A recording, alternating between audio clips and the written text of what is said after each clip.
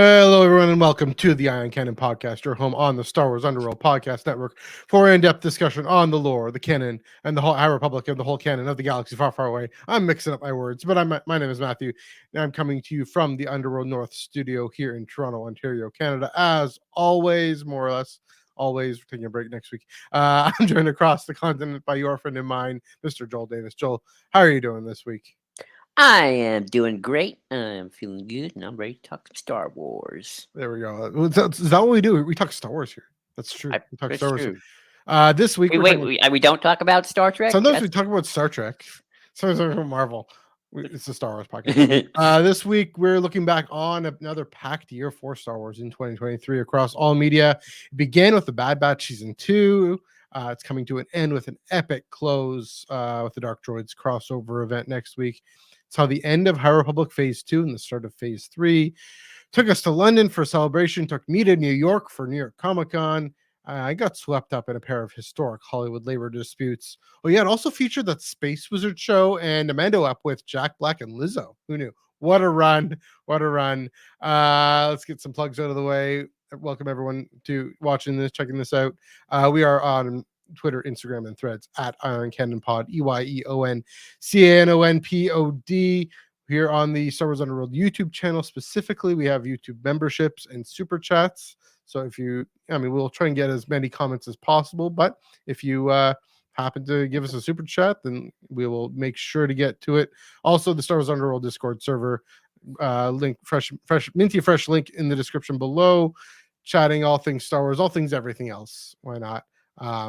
So check that out. Yeah. Hello, 45 people watching. I know what's happening here. What's going on right now? I think I put it on Star Wars Underworld Twitter this week, and I must that's where a lot of people are. So hello. We do that every week. So I don't know what's happening. I know I put it directly through the Facebook page. Hey, what'd you do? Who knows what's going on? I mean, hello, both humans and androids. Whoever's out there, what's going on? Let us know what the the Discord server. Anything happening other than the great conversations you and Ben always drum up. What else is going on in the Discord server? This week, nothing. Next week, I think we might be returning for Fortnite because we want to try some Lego action there. I know we've been doing a lot of Fortnite. Anyone who's been watching us on the Discord lately, but Fortnite always updates really much. I promise we'll get back to a good vote sooner rather than later. But also be prepared for next year. And by next year, I mean in a couple of weeks. It's weird saying next year, even though it's a couple of weeks away. It's one of those weird things where we will soon begin the grand Star Wars chronological order. We're probably going to be watching every screen thing we can possibly get our hands on. Watch parties. Yes. How's that going to work? Are you going to do, like, for Clone Wars, for example, are you going to do like the 3-episode arcs at a time, 4 episodes at a time? Do you guys know yet, or? Yeah, we'll play it by year. I mean, I know we're gonna do it in chronological order. Thankfully, Star Wars website has a viewing, so I guess that means we'd watch just like Cat and Mouse, that clone episode, and then the movie. Yeah. And then we probably stop, and then we probably watch some episodes, and then we'd watch some more episodes. And yeah, I think that's how we go. I know. I'll say this: when it comes to like how we do it in terms of the movies, my plan at least. And here's some behind the scenes fun for y'all, is finish up Clone Wars, then go back, watch Revenge of the Sith, and then probably watch Bad Batch. And then we're going to do the same when it comes to Resistance. We'll watch Resistance Season 1 first, because that's earlier, and then we'll go back and watch Force Awakens, then we'll do Last Jedi, then we'll do Season 2 of Resistance, then Rise of Skywalker. That's interesting. I have a thought about that when it comes to Clone Wars Revenge of the Sith, but I'll hold on until we're behind the scenes. Interesting. I was gonna say, yeah, I can start with Phantom Menace. Nope. Got to start with that Hills of the Jedi episode with. That's right. I see. I told Ben behind the scenes. I told Ben that, and I myself forgot. I was the one who said, "Oh wait, Ben, we have to actually start with Tales of the Jedi first. Now we can't do Phantom Menace first." So it's like we have to watch 2 episodes of Tales of the Jedi, then Phantom Menace, right? Then we'd have to watch the Dooku episode. And then I think the Ahsoka episodes probably for Attack of the Clones. No, at least one of them No, is Attack of I the disagree Clones. with that. The They're baby all one. set when they are, but that's another story. Right. Well, I'll chime in because I have thoughts. Oh, I know which one more is thing. One more thing. I'll just say before you chime in. Yeah. I know people are going to say this, but I know we sadly cannot start with Acolyte because we're start in January. And Yeah. but we may still watch Acolyte anyway, but we don't want to go back, or we will. We don't know. Yeah. Well, that's interesting. Yeah. I mean, that's going to be the earliest on screen. I was going to say, start with those on the Star Wars YouTube channel. All those like High Republic, really great animation videos. Just who is this cool character and what's happening with Starlight Beacon and all that fun Young stuff. Jedi Adventures. That's where we really need to Oh start. yeah, come on. I'm the High Republic guy. I'm like, because I've only seen a few episodes of Young Jedi Adventures. I forgot about that. I have seen the Bell episode, but Really cool. yeah. So anyway, the Discord, it's gonna keep going strong. You and Ben are doing a great job keeping the lights on, keeping the oven running, and yeah, cooking up some fun discussions, conversations. Yeah, one of the again, I keep saying this. Those kinds of things require people to actively be intentional about. Okay, we're gonna keep these conversations rolling and have things to chime in that you and Ben have taken the ball and ran with it. And so it's a fun space. It's a great space to just be in and give your thoughts on the Star Wars. It is, and I'll say my hope is that because Clone Wars will probably take many weeks, Sure. and Bad Batch will take. Well, my hope is because Clone Wars will take many weeks. Mhm. That will give us lots of time for both Bad Batch to finish up, because then it will at least be weird watching two True. seasons and then no wait, the third season's here. And my biggest hope is that Andor will come out and we'll be able to watch all of Andor, and then Right. actually still be Andor, Rebels, then Rogue One, but still be cool. Yeah, keep it in chronological. I mean, Rebels will take a few weeks too. Or Rebels will be interesting because of how Andor and Rogue One work out, but we'll figure that out when we get there. Yeah, that'll be interesting. I'll be. I don't know. I definitely know. I know I can't chime into all of them and can't join all of them, but very interesting to see. Yeah, and for those who don't have Disney Plus until the Acolyte comes out, or I guess until Bad Batch is probably coming out soon. So yeah, that's probably smart though. You're not alone, Skywalker's Academy. Definitely not alone there, doing that kind of thing. Alrighty. So those are the plugs. Oh yeah, no, we're not done the plugs. Tractor Beam comics reviews. Comics come out on Wednesdays. Comic books are for Wednesdays. Wednesdays are for comic books. Chris Abbott and I, right here on the Underworld channel, 9 p.m. Eastern, 6 p.m. Pacific, Wednesday night, are going to review a whole bunch of comics that's coming out, and the Insider short story, the High Republic Insider short story, featuring not the Andersons, the Adrens, Jocelyn Picker Adren, on kind of around Ariadu, around there. By the way, that's interesting. Yeah, and then kind of again coming up to the end of Dark Droids. See, hopefully the Vader and Afro comics don't spoil the end of Dark Droids. I know there's been a lot of talk, and I'm gonna get into it even more here, but in this episode. But yeah, we're gonna review that, and definitely, of course, High Republic #2 and the Revelations one shot. So it's not just a review; it's give our commentary and our thoughts, because it's very much, what has been a spin-off of Iron Canon, it's now we're saying it's its own thing. I mean, that's kind of a semantic difference, but very much kind of what I bring is just commentary and insights, and this thing strike me about what does it mean for a droid to be able to access the Force or something, so I just take on those tangents, and it being on Wednesday nights now, we can go longer, we can dig into things, but it means I gotta read those comics at dinner or whatnot. So that'll be fun. So check that out right here on the Underworld YouTube channel, and etc. And everywhere you get your podcasts, all these socials. Yeah, on Wednesday at 9 p.m. Eastern, 6 p.m. Pacific time. It's been fun. It's been a good time. I'll talk a bit more about Tractor Beam later on in the show. All right. Let's get to the segment we like to call Our Week in Star Wars. It's Joel's thoughts about Star Wars, but whatever. It's all good. It works. Anyway, take it away, Joel. Yeah, so as we look back, I'm gonna look forward for like a second, and then I'll kind of look forward sandwich with a look back in the meat. There you go. And I've been thinking about, what does canon look like in 30 years, 40 years?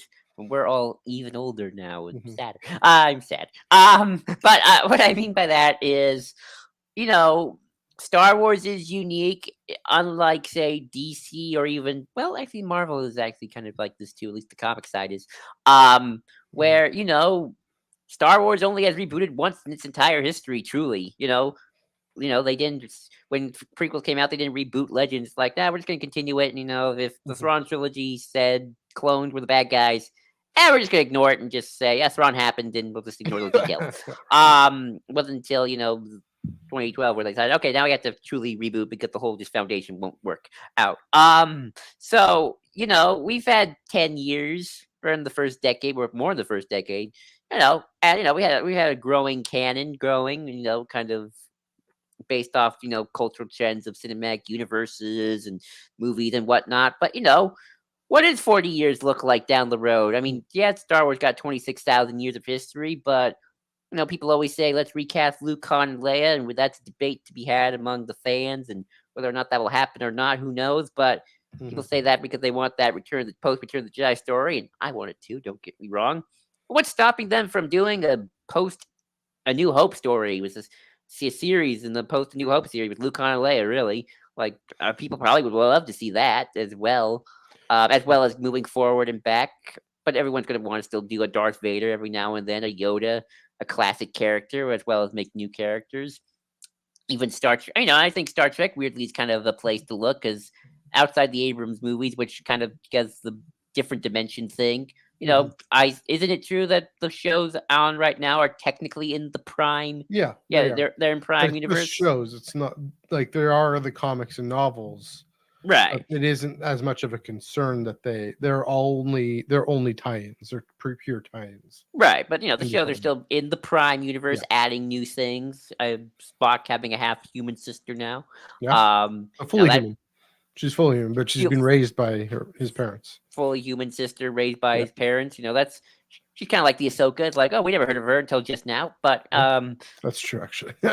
it's true. So it's like I don't know. Star Trek is like, we'll be a little loosey goosey with kind of a more tighter continuity. It's like now Mhm. Spock had this human sister.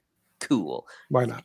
Why not? Yeah. I wonder where Star Wars will be in that regard as well. It's like, are they going to have to get more loosey goosey? Where it's like Luke had a best friend named Tim, a post Empire that we never heard of, and he died before Empire Mm. Strike Back. I don't know, or he left, or those sorts of things, or just Interesting. because I don't think they're ever going to truly limit what you can and can't tell to a certain extent.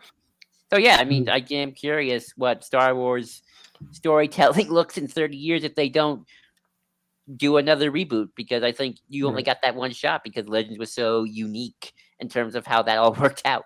Um, and now I don't think that kind of uniqueness is gone because they're like, what? We're not going to count the Mandalorian. We're not going to count the sequels. No, we got more screen stuff now. We're not going to count the High Republic anymore. It's like, or we just going to have to just kind of retroactively just Yeah. tell stories now as time and time goes on. And obviously, yeah, we probably want to go move forward and backwards, but I don't think I think people won't prevent you from doing another in between if you really wanted to, or you had a really good idea. Hmm. Um, If they think it'll sell. if they think they will sell that Yeah. too.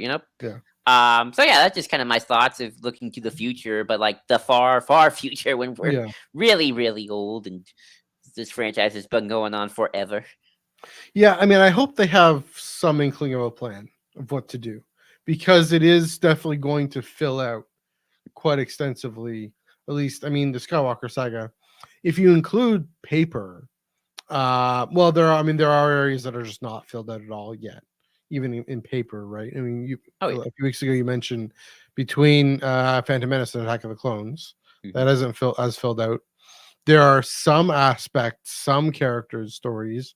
Vader's story between Revenge of the Sith and A New Hope is, I mean, kind of filled out with the Charles Soule comic.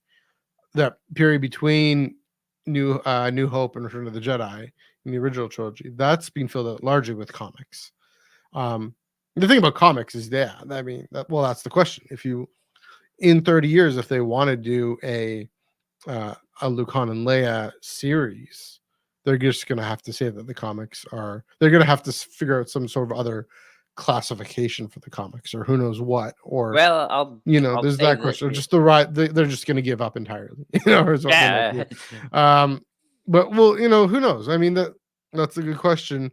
I think, what I hope they do is kind of what they did with Legends, right? The original Tales of the Jedi, they say, and the Knights of the Old Republic, um, and also to a lesser extent Legacy. They said we're going to go way back, and we're going to go quite a bit forward, Oh yeah. and explore those time periods and those time frames, maybe in light of whatever's come before. And I think that's, I've mentioned this before. I think one of the things High Republic, I think, is intentionally meant to do is provide a bridge back to Old Republic a little bit by mentioning something, giving people storytelling ideas. Again, I hope they have a plan. I hope they have an idea of what they want to do, what they hope. Not that the people who will be there, who are there now, will necessarily be there then. Kathleen Kennedy's got her youth blood. Just Yes, pumping in. she's got the fountain of youth for sure. She was around with Spielberg, back in the day. So, and she's still going as strong. She's stronger than ever now. Thank the maker. But speaking of the maker, right? He had an idea of what he wanted to do 30 years later. It was wild and nuts, and he was kind of, Well, thankfully, I'll just say for George, yeah. he was like, this area, do not touch because I might make my prequels. But post Endor, you can do whatever you want. Yeah. Way back. Now here's an example though of where we had a problem, and ironically, it's the Clone Wars. Right. Between 2003 and 2005, comics did fill out the Clone Wars. Yeah. With all those Dark Horse stuff, and then George's like, I want to make a Clone Wars series. George, there's a bunch of comics and books that's like, I don't care. Yeah. And then it's like, well, doing my thing. Yeah. Sometimes the other creators were like, we're going to try to get out of the comic, but then George's like, I don't care. I want Darth Maul back. Make that happen too. Why not? I think it'll be someone with the stature of George Lucas for people to accept that. And that's the thing is, J.J. Abrams, he has stature in Hollywood, but he doesn't have the stature in the Star Wars community or among Star Wars fans. I don't think J.J. Abrams did anything. No, that's true. He worked in a very empty there's space. Some things about the books he just ignored, whatever, and that's fine. I'm over it. But did he ignore them? I think of everything with Rise of the Resistance. And I don't see how that ignores it just so much. It just doesn't take advantage of it. Yeah, that's another way of putting it. But yeah, it's a good question, and we don't really have a good answer to it. But there's the sad answer of just ignore it and just they're gonna just ignore it anyway, which is there's two possibilities that they don't have to ignore it again, especially if say the 2015 Jason Aaron comic, there are novels that are just so well beloved.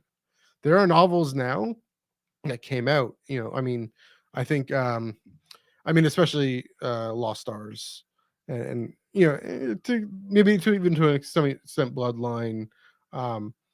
There are some novels that are I think are going to have the same kind of rock solid fan support, and that's part of it. Rock solid just sense in people's minds that this is part of the canon of Star Wars. That say the Thrawn trilogy had, right? That's true. I guess what I'm looking at is the example of we have the entire original trilogy comic line with the big three. Yeah. Let's say we recast. Do they decide, what, we're going to tell an on-screen story of big three adventures during the original trilogy in between the films, and then what happens, right? And then that's going to be the big. That's going to be the question. What might happen is kind of like what we have seen, where screen and paper have interacted. There's still being a spiritual influence, right? I'm thinking with Cobb Vanth, for example. Mm-hmm. It doesn't perfectly line up, but there's still a spiritual influence there. Even with Thrawn alliances and Thrawn on Ahsoka, knowing who Anakin is, mm-hmm. You don't need to have read alliances. Alliances doesn't need to even be canon for that to work, but that it is. That's the classic thing that it is canon that those of us who have read it and those of us who are now in the next few months going to get the opportunity to read it anew with a new perspective in the comic adaptation. Yeah, It's gonna be excited for fantastic, that. by the way. I'm Only excited. 4 issues, which is too bad, but I wish it could be 6 or 8. But yeah, I mean, to have that. So that kind of thing, another possibility again. So going way back, also, I mean, I think of what the Fact Povs are doing. I think of what comics are doing with Afra, then Afra and both Afra and the 2015 run introduces Santa Staros, who then gets fleshed out in Afra's story. You know, these characters who are spin-offs of paper characters, you know, keep building that outward, keep expanding that outward, and finding characters that have different archetypes, but different wrinkles of archetypes. And then that I think is also what Legends did to some extent. So yeah, I think it's all possible. Oh yeah, I mean we haven't got there yet. I'm honestly a little surprised that they haven't honestly done a Luke Han and Leia even animated thing of in the original trilogy. I'm kind of surprised, and they've There's kept that to the comic. why am I blanking? The kids thing. No, yeah, that doesn't count. I mean like a full-on Bad Batch style animated 16 episode series. Sure. Yeah. Well, no, I mean there's like the oh wow. You mean the Forces of Destiny? Force of Destiny, yeah. Yeah, I mean maybe, but that's not. I don't consider that. I mean, to me, I'm thinking more like I'm thinking the Clone Wars. I'm thinking Bad Batch. I'm thinking Rebels, like a true. Well, the reason for that is because we just have so much around the original trilogy and around the Skywalker saga period. No, but I mean, I'm surprised they haven't done just Luke, Han, and Leia, the adventures of. It's always kind of.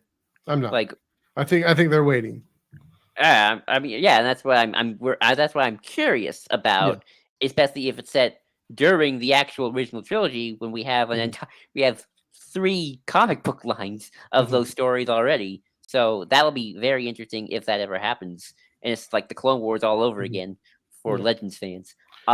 Here's an interesting thought. I don't know what to think of this, but you know, the Mando season 4 bring that be the place that they come in. Or the films. I mean, it's interesting. You know, I feel like there's been a film myself. Yeah, have things to connect, or just the question of when do they come in? And this is how this tangent we're on. But when do Luke, Han, and Leia come in? I mean, Leia's gotten mentioned in Ahsoka. Right. Luke's shown up in the Mandalorian. I can't forget that. I feel like you do it in the movie for 2 reasons. One's kind of cynical. One's either, and the other is. Honestly, not cynical, realistic, Joel. Realistic. Well, I mean, tactical. The cynical way is because that's where you get all that CGI money. And you don't have to worry about looking like TV CGI money, so the deepfake look better. The more tactical and tactful version, if I would think of it, at least if I were in charge, is I would rather reintroduce any recast of Luke, Han, and Leia in a film because more people would more likely go see that. And that way, that's a broader way to get it all out of your system compared to like a TV show where it's like not everyone's going to be watching Disney Plus for whatever reason. So it's like, oh my God, they recast Luke, Han, and Leia in the movie compared to, wait, they did that in the what now? In the TV show? That's weird. I and that way, people are thinking of that with the CG face thing. I mean, Rogue One. We all saw that. And then, you know, it's like, okay, they have new Luke, Han, and Leia for the films. And then maybe then they can start putting them in a series or more films. I don't know what they'll do, but you know, I think like that's the way to get most eyeballs on it. Yeah. There you go. But anyway, me too. Star Wars in 30 years. I'm solid on team recast. By the way, all right. You have anything further to add there? Or? Nope. I mean, I'll be curious to see what Star Wars looks like in 30 years, but I don't think we have to worry about that just yet. Yes. All right. My thought. I did see a film last week.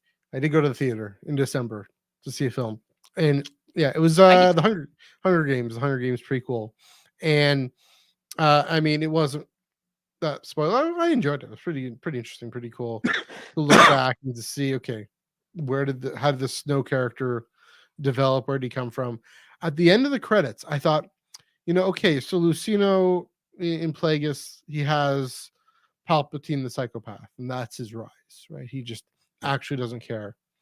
it was interesting. This is a bit of a spoiler for this the Hunger Games uh tales, well, saga of songbirds and snakes or whatever it's called. I forget something with songbirds and snakes. Sounds like a Game of Thrones. Thomberg and steaks. Yum. Songbird and steaks, songbirds and snakes. I enjoyed it. I mean, again, it wasn't too surprising or anything. It doesn't go into the psychopath route. It goes into the uh, love is ripped away, and you're Sounds like ground George's into, old idea. Sounds like yeah, you're ground into a system, Mhm. and you have a choice to actually, um, you know, let yourself be. I mean, he's given the choice to either be ground by the system or be the grinder, and he chooses to be the grinder because of all his loss and all his pain and suffering. And he, it really goes there, and it isn't this happily ever after story. Because I mean, it's a prequel; it can't be there, but it isn't the psychopath story either. It is more, I think, more relatable. And so I was thinking, this is the Palpatine origin that we haven't gotten yet in canon, or this is like it. This is like it, right? And so, yeah, a very interesting take on that kind of thing, because Snow is the Palpatine, of course. I'm The gonna be Hunger honest Games. with you. I would Go ahead. hate if they did that. I would hate Sure. it. I think that sounds more like Anakin's story. That's Anakin. Yeah. I feel like Palpatine just needs to be evil. I think you need at least one character who's like just a dick, and I think that's Palpatine. Right. I mean, okay, he becomes unrelatable in the end, because what I mean there, but it's still compelling.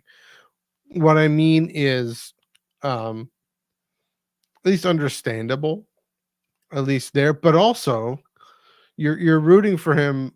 We kind of forget who this character is supposed to be, and you're rooting for him to make the right choice, and then he just straight up makes the wrong one morally, and then that's it, and that's his life in a way, and it's kind of I feel like weird that's thing. Anakin. Then that's what Anakin in the No, prequels but are all about. Anakin always has the good in him coming back, right? Yeah, but he still makes morally horrible choices, He and he's does. kind He of a does. fascist. That's Anakin. Yeah, I mean, Anakin's more the victim, though, a little bit. Yeah, I don't think feel. he's much of a victim as people say he is. I mean, even George Lucas would say he's not a victim. All right. Anyway, this is what I was thinking. It's the closest thing we've gotten, and I do want to see. I still want to see. I mean, I wonder how close or how far away that is from Charles Soule's view, which has a better one than either of us can imagine.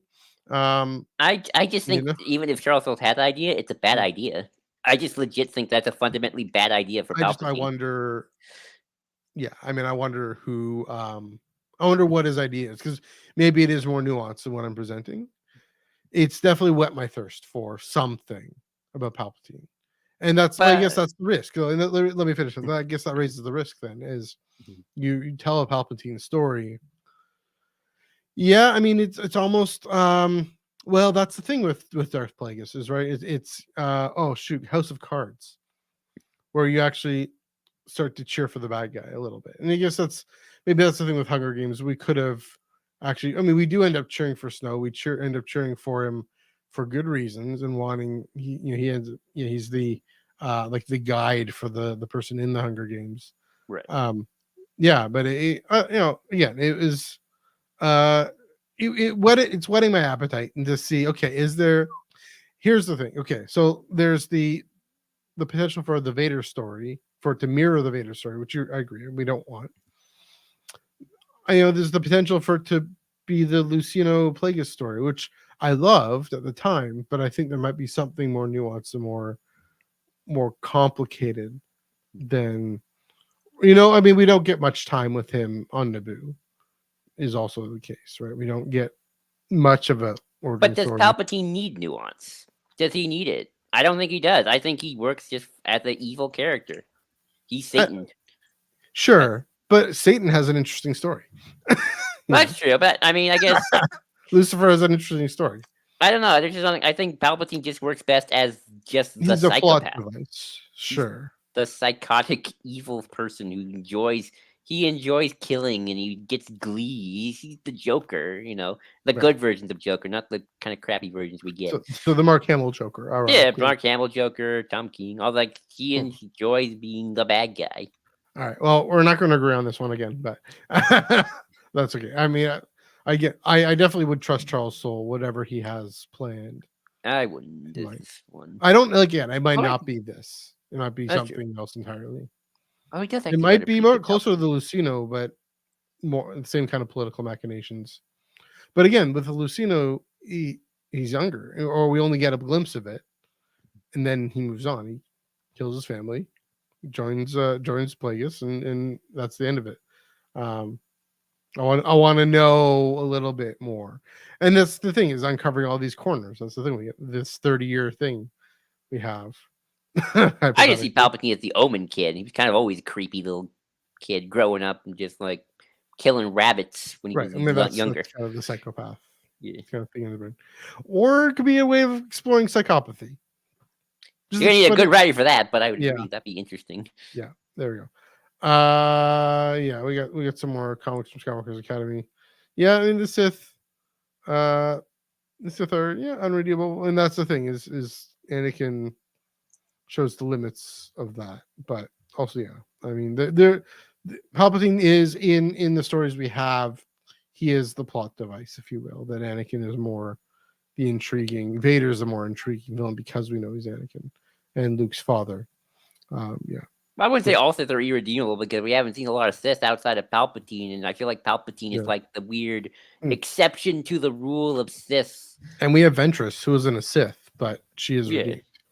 yeah, sure, yeah. I Yeah. wish she lived, but yeah, she got to kind of she got to have her little path. Mhm. I hope that's what Acolyte shows us. Like, let's show a rainbow of Sith characters. Yeah, that'll be interesting. Yeah, to see again. Some, I mean, Kaiza a little bit. Reva, all these. Brave with Inquisitor. Yeah, I know. Well, like Sith adjacent characters, right? That's true. So yeah. Dooku, I feel like had a lot of potential for that kind of. Yeah, Dooku was an interesting one. So all that to say, yeah, Hunger Games was pretty fun. Another last thing I'll say: tomorrow night, I am going to see that holiday special, Life Day special the documentary on it. I haven't seen the actual special. I am going to a theater to see a Star Wars thing in December, which is nice. Nice to see all the Last Jedi at 8, 6, Force Awakens at 8, 9, whatever it is. I think it's 7. It was Rogue One at 7, Force Awakens at 8, around there. I can do. Yeah, I'm doing math. I'm doing math right. Yeah, that's right. So yeah, that's fun. Yep, yeah, again, tomorrow night. Again, it'll be fun to go to a theater to see a Star Wars thing. It's not an actual film, but it's a new thing. It's coming out. It'll be fun. I'll find a way to tweet about it or something. We'll figure that out. Alrighty. Let me take a swig of water. Swig. Swig. So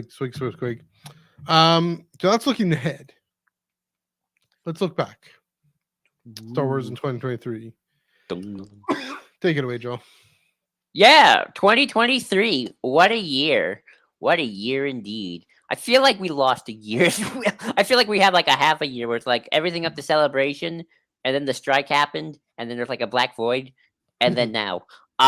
Which isn't true because we got to continue on, thankfully, because we can do books. But yeah, kind of looking back on it, it's like it was a pretty good year overall for Star Wars things.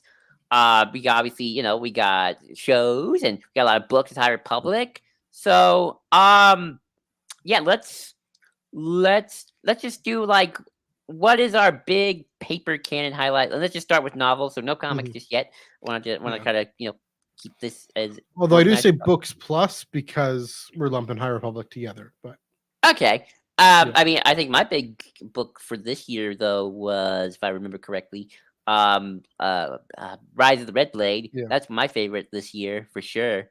What was your favorite book which you read? That's a good question. I mean, I definitely probably would say I mean, like Path of Deceit was 2022. Path of Vengeance so far. Just, I mean, anything with Marda Rowe has become one of the great canon characters of all time. She's just everything going from what we have in Path of Deceit, this very innocent, flowery young girl going through losing Kevmo and then confronting, I mean, in Path of Vengeance, confronting everything with the mother and with this cult that she was brought into with her cousin, and how, yeah, and I mean, the kind of the confirmation in Tales of Light and Life about how, well, we already knew, that her coming into her own, and saying, her turning on the mother in Path of Vengeance, and uh, saying, I'm the guide.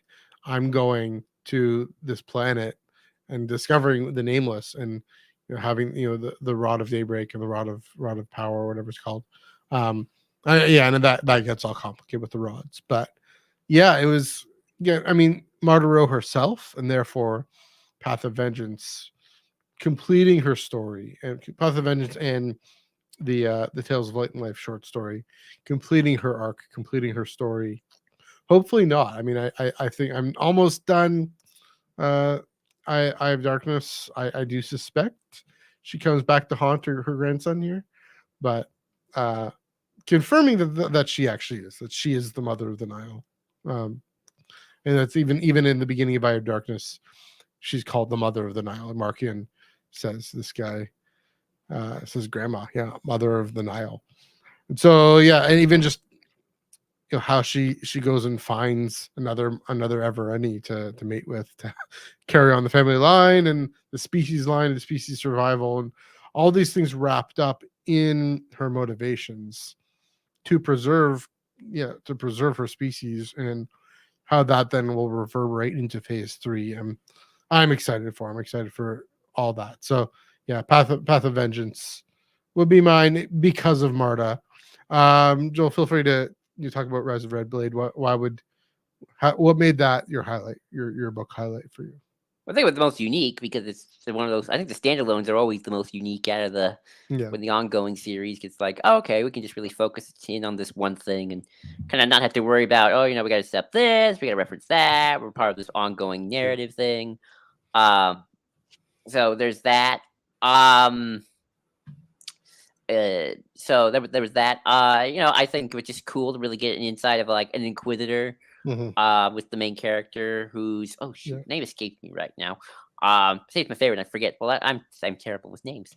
With the main Inquisitor person, kind of seeing them kind of slowly lose their morality as they become more and more in tune with the dark side, and kind of their problems with the Jedi really start to hamper home. But eventually, it's like it's like it kind of becomes one of those things where it's like, at first, you're like, you get it. They're not happy with the Jedi, but then by the end, they're like, no, you're just a psycho. You're just a killing machine, and you're enjoying this a little too much, to where like, okay, you lose my sympathy. That's interesting. Kind of like I was a little bit what I was saying about Palpatine, a little bit, but yeah, there's a different character, a newish character, newish character. Kind of, not. I mean, also funny enough, they too are like an alien who they don't really know much about their backstory. So there's something interesting Miri there. Allen, right? No, they're not Miri Allen. They're different thing. Okay. I think maybe they are. I don't remember. And just kind of seeing like, and also just kind of see like things from like a lower perspective of like just what's going on in the world with the Order 66 and whatnot, and the rigorous horror of becoming an Inquisitor. And it's like, oh, she thinks I'm going to become an Inquisitor and she can be better than the Jedi Order. And it's like, no, it's actually worse because everyone hates you and they're out to kill you. Just like the Sith would. But I still like it better than the Jedi because the Jedi still sucked, and how they buy into the propaganda. And there's also a really good prologue by the writer talking about, thoughts of ending oneself and psychology, and that's good. So yeah, I like that. And also it's just kind of cool just to get a really good solid book in this era, in a pretty filled out era, but like dealing with a character who like technically, yes, Charles Soule invented, but like I remember Doris, one of the Star Wars authors, editors was like, yeah, even though technically they are in the Vader comic, we more or less treated them like a new character, because let's face it, there's barely anything about them outside of, they were an Inquisitor and then Vader killed them and they had like a lover, and that's it. So right. I mean, Uh, it was a little, it was just a moment, and it was meant to flesh out Vader's character more. right. So as far as they're So yeah. concerned, yeah, the new character. So yeah, that was a good little thing, and kind of built upon the various Inquisitor lore that we've gotten Mhm. over the years. So that's Yeah, what. it definitely seems to have gotten a great reception. Um, and I remember Delilah Dawson talking about it and talking about how her own experiences uh, added into it. And so I haven't read it yet. I need to read You it. should. Yeah, but yeah. But that was our Just to fate. say, sorry, Okay. Okay, go ahead. I'll let you. and I mean, just to say, I mean, the beginning of Phase 3, and that's being largely very comics heavy. So the interim with Tales of Light and Life, and then yeah, I am almost done. I have Darkness, but Oh, also yeah, I mean, again, these are comics, but we'll get to those in a minute. But yeah, definitely, it's definitely off to a very coherent start and a very brilliant start. And I will say, uh, very much earned taking the pause at the end of Phase 1 and going back and saying, okay, everything that we see in Phase 2, we don't. No, I don't think anyone has a question. Why do we do that? Why do we go back? Why do we? I know some people who do, but not me. The people I'm chatting with, Yeah. there's no question of why we're going back. Oh, okay, we're going back because it's necessary to build out the story and the ability to respond to the Nihil and the Nameless is by going back and learning their history. And so I'm really excited for everything that my guy Reith is going to unearth. And Aslan Rel, what a wild character too. Just yeah, he Is has he the dark sider guy? he's the closest thing to a creamsicle Jedi that I'm willing to trust. That's right. You know, Yeah. everyone. Since we both have read that chapter. Don't worry, we're Mhm. probably on the same page at this point. Yeah. They really got to start defining what a Sith is now. Like I gotta say, this is Yeah. where I get. I'm gonna get all mad about something unimportant, but you know what I mean. Where it's like, okay, you're a dark. Okay, so like the Jedi are like, oh, the Sith. Nah, they've been gone for 1,000 years. We killed them. They're dead. We got rid of them. But it's like, then why the heck are you not freaking about this dark side Jedi? What is the difference? Well, You people know are freaking out. Don't what you are you? worry. People are What, freaking out. well, they are They're freaking out, not but it's sort of, they're not a fan. I'm not a fan, but it's like what makes the Sith even more special? Like, okay, is he like he's a guy who's keeping himself alive through Yeah. dark side powers? But it's like, but what? Did he not sign the card that says I'm a Sith? It's like, did he not do his prayers to a certain Sith gods or the Sith Pope? Like, Maybe. again, it's one of those things where it's like, Yeah. what makes this guy not a Sith outside of he's just not calling himself that? And like even like I have a red lightsaber, I wear black robes, and I have a Does he hood, have a red but I'm not a lightsaber? Sith. I'm not a Sith though. Has he bled his crystal? Does he have a lightsaber at all? I don't I know. don't I believe it. I don't remember, but Yeah. again, it's just one of those things that boggles my mind. Of like, okay, what Balin, this guy, I kind of get Ventress because she got the Night Sister thing going for her. And What he was explicitly really? working with the Sith, but Yeah, that too. And you know, and even Savage to a certain extent, although like what makes okay? Why are you guys then not Sith? What is it about the Sith that you have to do to be a Sith? And it's driving me nuts. Do you need like a tattoo? It's right. driving. I'm sorry. We have That's interesting. It's a good question. It's a good tangent. I mean, it's supposed to Maul, who does want to be a Sith and does actually claim to be the Sith Master, and is trying to get Ezra over to his side. Yeah, I mean, I think there's something about saying I'm going to carry on the rule of two, or I'm going to. I mean, just applying the name and really saying that the Jedi are my enemy, and Aslan, for him, his greater enemy are the Nameless. It seems to be the biggest. He just has a different way of going about it. For him, it's we just got to eradicate. Like for him, the Nameless are a disease to be cured, and just like a bacteria virus to be killed off. And Yoda, I think Reith, they may come to that conclusion to some extent. Not going to bomb a city that Aslan does, but may come to the conclusion of that there's no other way but through some form of eradication. I hope not. I hope that they come to a deeper conclusion by because they're curious and studying what these creatures are and what they might want.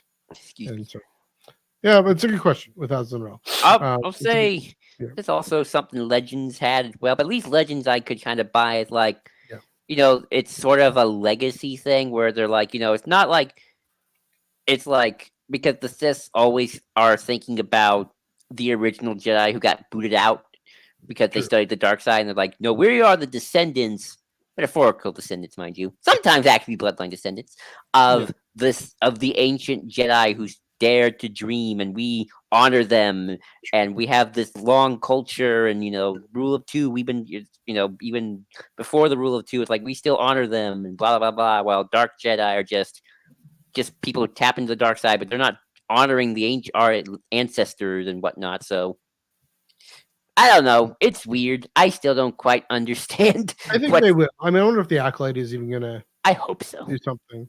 Just again, it's a good point that they need to start clarifying. Mhm. Yeah, what makes these other? If we're gonna have more Mhm. creamsicle Jedi, Mhm. what makes them not Sith? But You know what I yeah, mean? you know, Like the guy in Jedi Survivor. We'll talk about him in a bit too. Definitely a creamsicle Jedi there. Um, but uh, one but thing I wanted to say also though is talk about villains who are jealous of Jedi, and that maybe that has to do a lot of a big trend Mhm. in these stories. I mean, the mother in Phase 2. Right. I mean, and I don't know. I don't want to spoil too much because I don't know how people thought of this. I know what some people thought of this.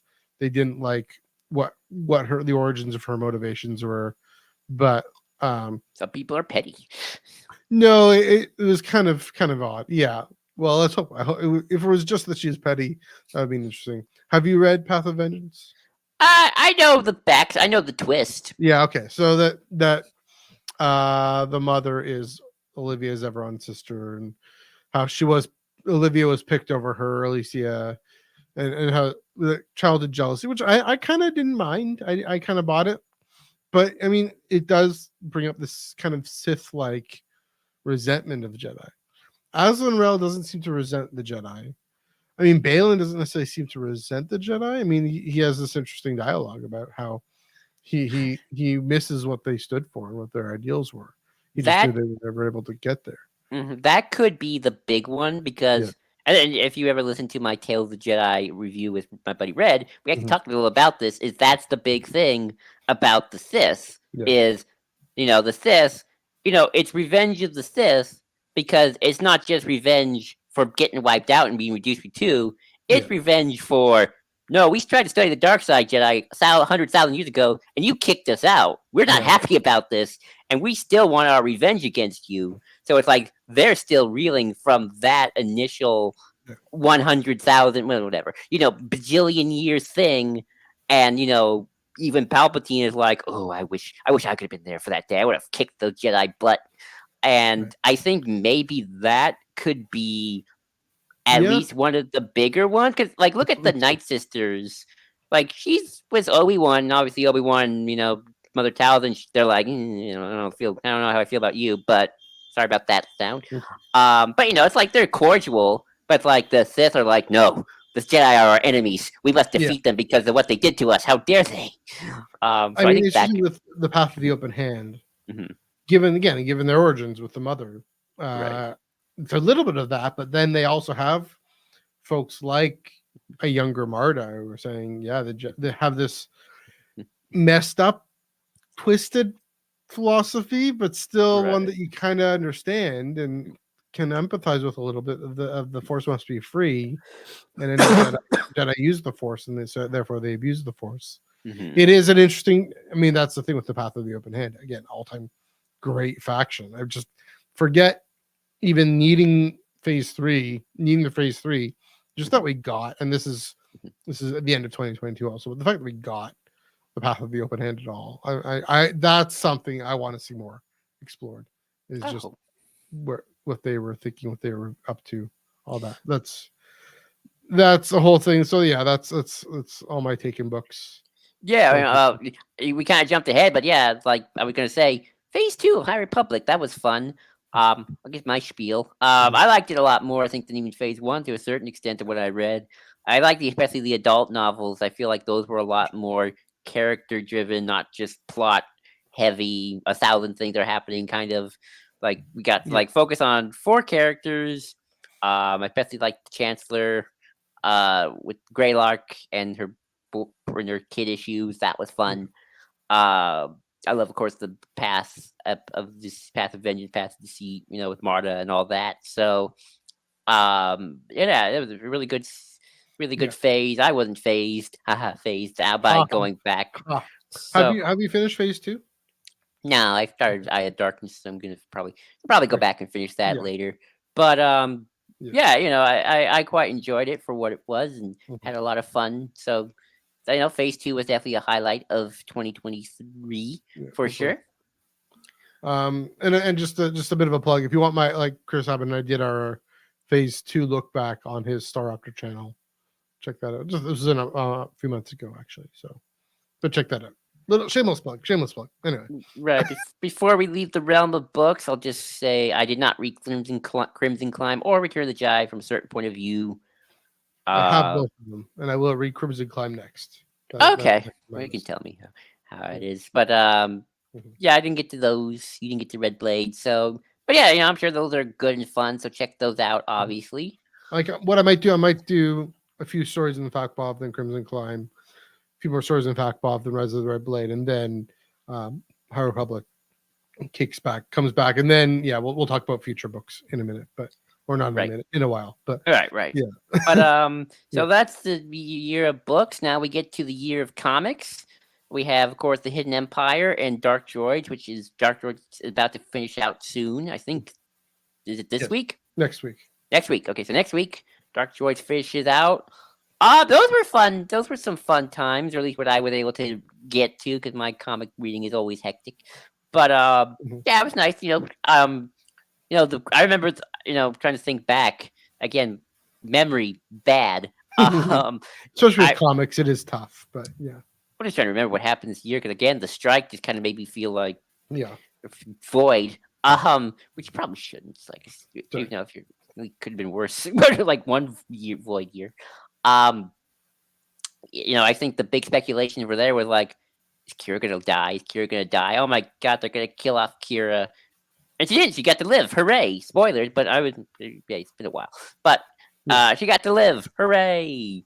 She kind of, and I was so good. I was so good for that.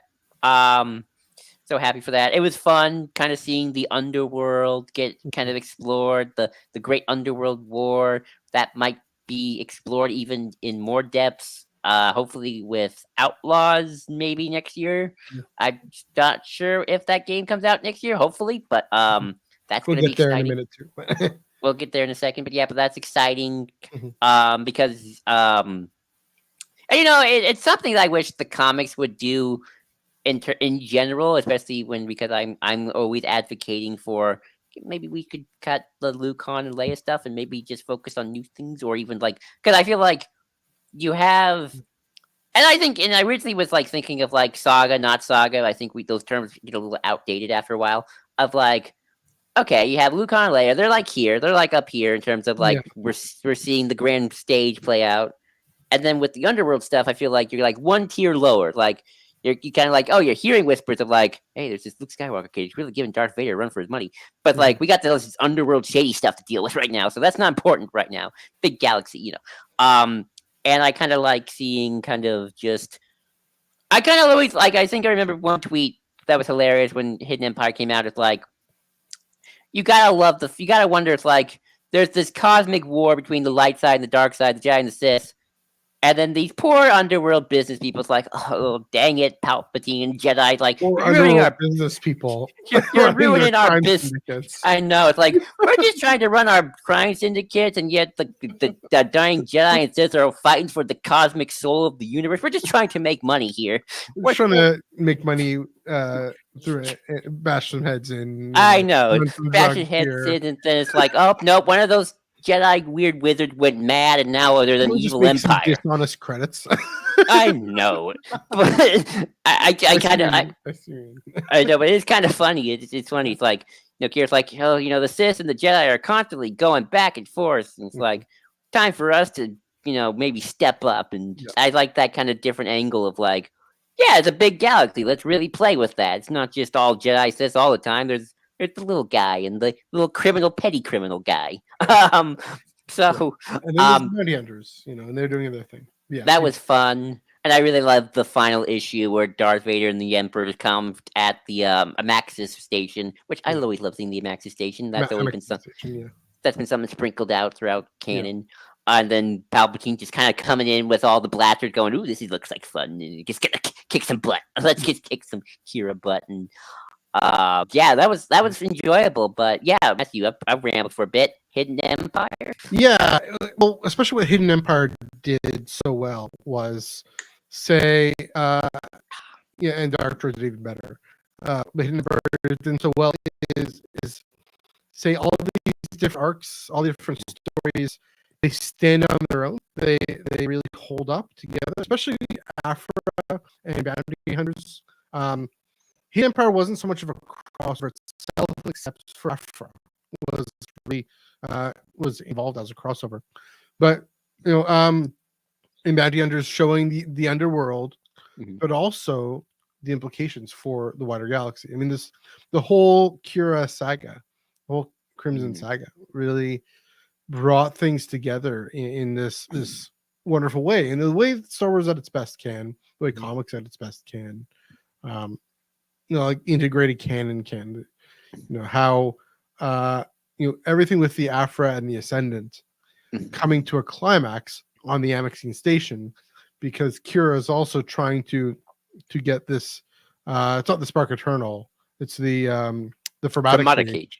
Yeah, trying to harness that in order to take out Palpatine, but also the Ascendant and the Spark Eternal trying to coming together, and so that climaxing on the Amaxine station, but even with Afra in the center and having her moment of, I've completely ruined everything and screwed up everything, and I've fallen and destroyed myself, and I need people to love me in order to bring me back. And just the great comics first character. I mean, she is the emblem of Star Wars comics is Dr. Afra. And so she's the Ahsoka of comics, and I have a very specific reason why I use that phrase in particular. No, go ahead. It's an interesting thought. Go ahead. She's the Ahsoka of comics because, and I think you can make this argument, especially in the early seasons of Clone Wars. I feel like Ahsoka, in a lot of ways, was around more to serve as Anakin's character growth, and kind of his arc to Revenge of the Sith. But as time has gone on, I think Ahsoka, she'll always be connected to Anakin in some way. But I think, if they were like that, they're branching out more and more and more. She's coming into her own. Ahsoka and then Afra and Vader. Right, and now Afra's kind of like, maybe we'll call Afra up, and she's like, oh shoot. But Afra's kind of got her own destiny, her own adventures, her own little cast of characters. She's not just I'm Vader's sidekick. Exactly. So Hidden Empire did that, like you said. I mean, everything with Kira and her fate, that they actually left it open. They took the creative route. Here's Charles Soule taking the creative route and saying, we don't have to just kill her off. Or he wasn't allowed to. Or he wasn't allowed to. But still, what do? You do this really fascinating character thing where she's on the sidelines as the Empire is destroyed, as the Death Star is destroyed. She's just watching from a bar. Whereas she wanted to be on the field, though she's watching the game from a cantina. The game. It was really fascinating. So Hidden Empire started off. I'll say this. I'm going to go on a limb here. 2023, it still has to finish up. 23 may be one of the greatest years in comics of all Star Wars comics, period. It really, the way everything just fired on all cylinders. Both, just this whole, starting with War of the Bounty Hunters, which is 2021, right? Way back when, climaxing in Dark Droids. Dark Droids is, I keep saying, the high watermark for Star Wars comics. Everything has come together. It's the perfect thing of each series, each arc, each run holds its own and is so perfectly and smoothly connected with the wider story that you really are satisfied reading each individual thing, with the exception of maybe D Squad. But D Squad is definitely the side thing I actually And would disagree with Vader. I think I got problems with Vader. I think Vader might be a little overextended because of these events, and I feel like that should have ended a long time ago. well, that I mean that with Vader with everything with Sabe, that could have come earlier than they could have. But no, I think now, I mean, everything with Vader confronting this new weird enemy that he may or may not be able to overcome in terms of the scourge, trying to actually tap into the dark side, trying to have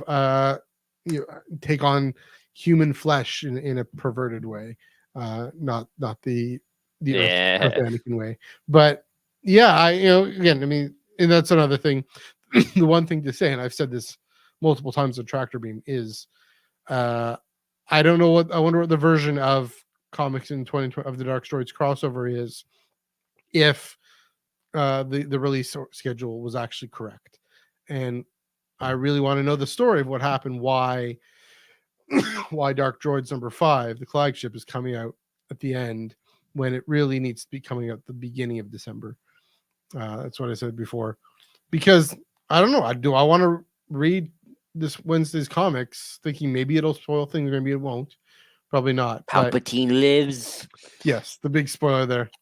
So that I do want to say, I don't want to back up a little bit because I did save a High Republic moment from comics for this section of it. Yeah, yeah. Go ahead.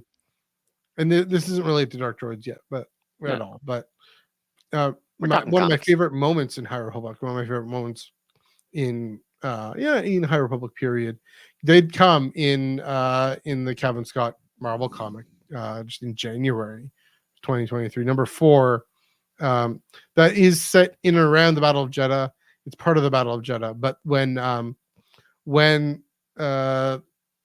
Worth, the Herald, and Yana go before the convocation, and that confrontation moment that does spark off the Battle of Jeddah confrontation of saying, we want to see at the table, we reject the table, we want to see at the table, and actually going in and giving us a point of view, almost not quite sympathetic, but we take them seriously for a second, of these people who really aren't being reasonable.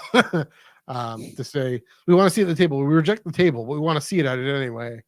And I don't mean in a protest, in a burn it all down. It means in a, we don't want to share the table, therefore we reject the table kind of sense. It really was able to show the villainy of the path, even as we're empathizing with them. And so I really, and yeah, we got that in the comics moment, because I mean, Kevin Scott, who understands the way more extreme religions work and the way more benign religions can come together, and the tensions between those two. So yeah, that was a great moment. And then I'll come back to Dark Droids. And yeah, Dark Droids.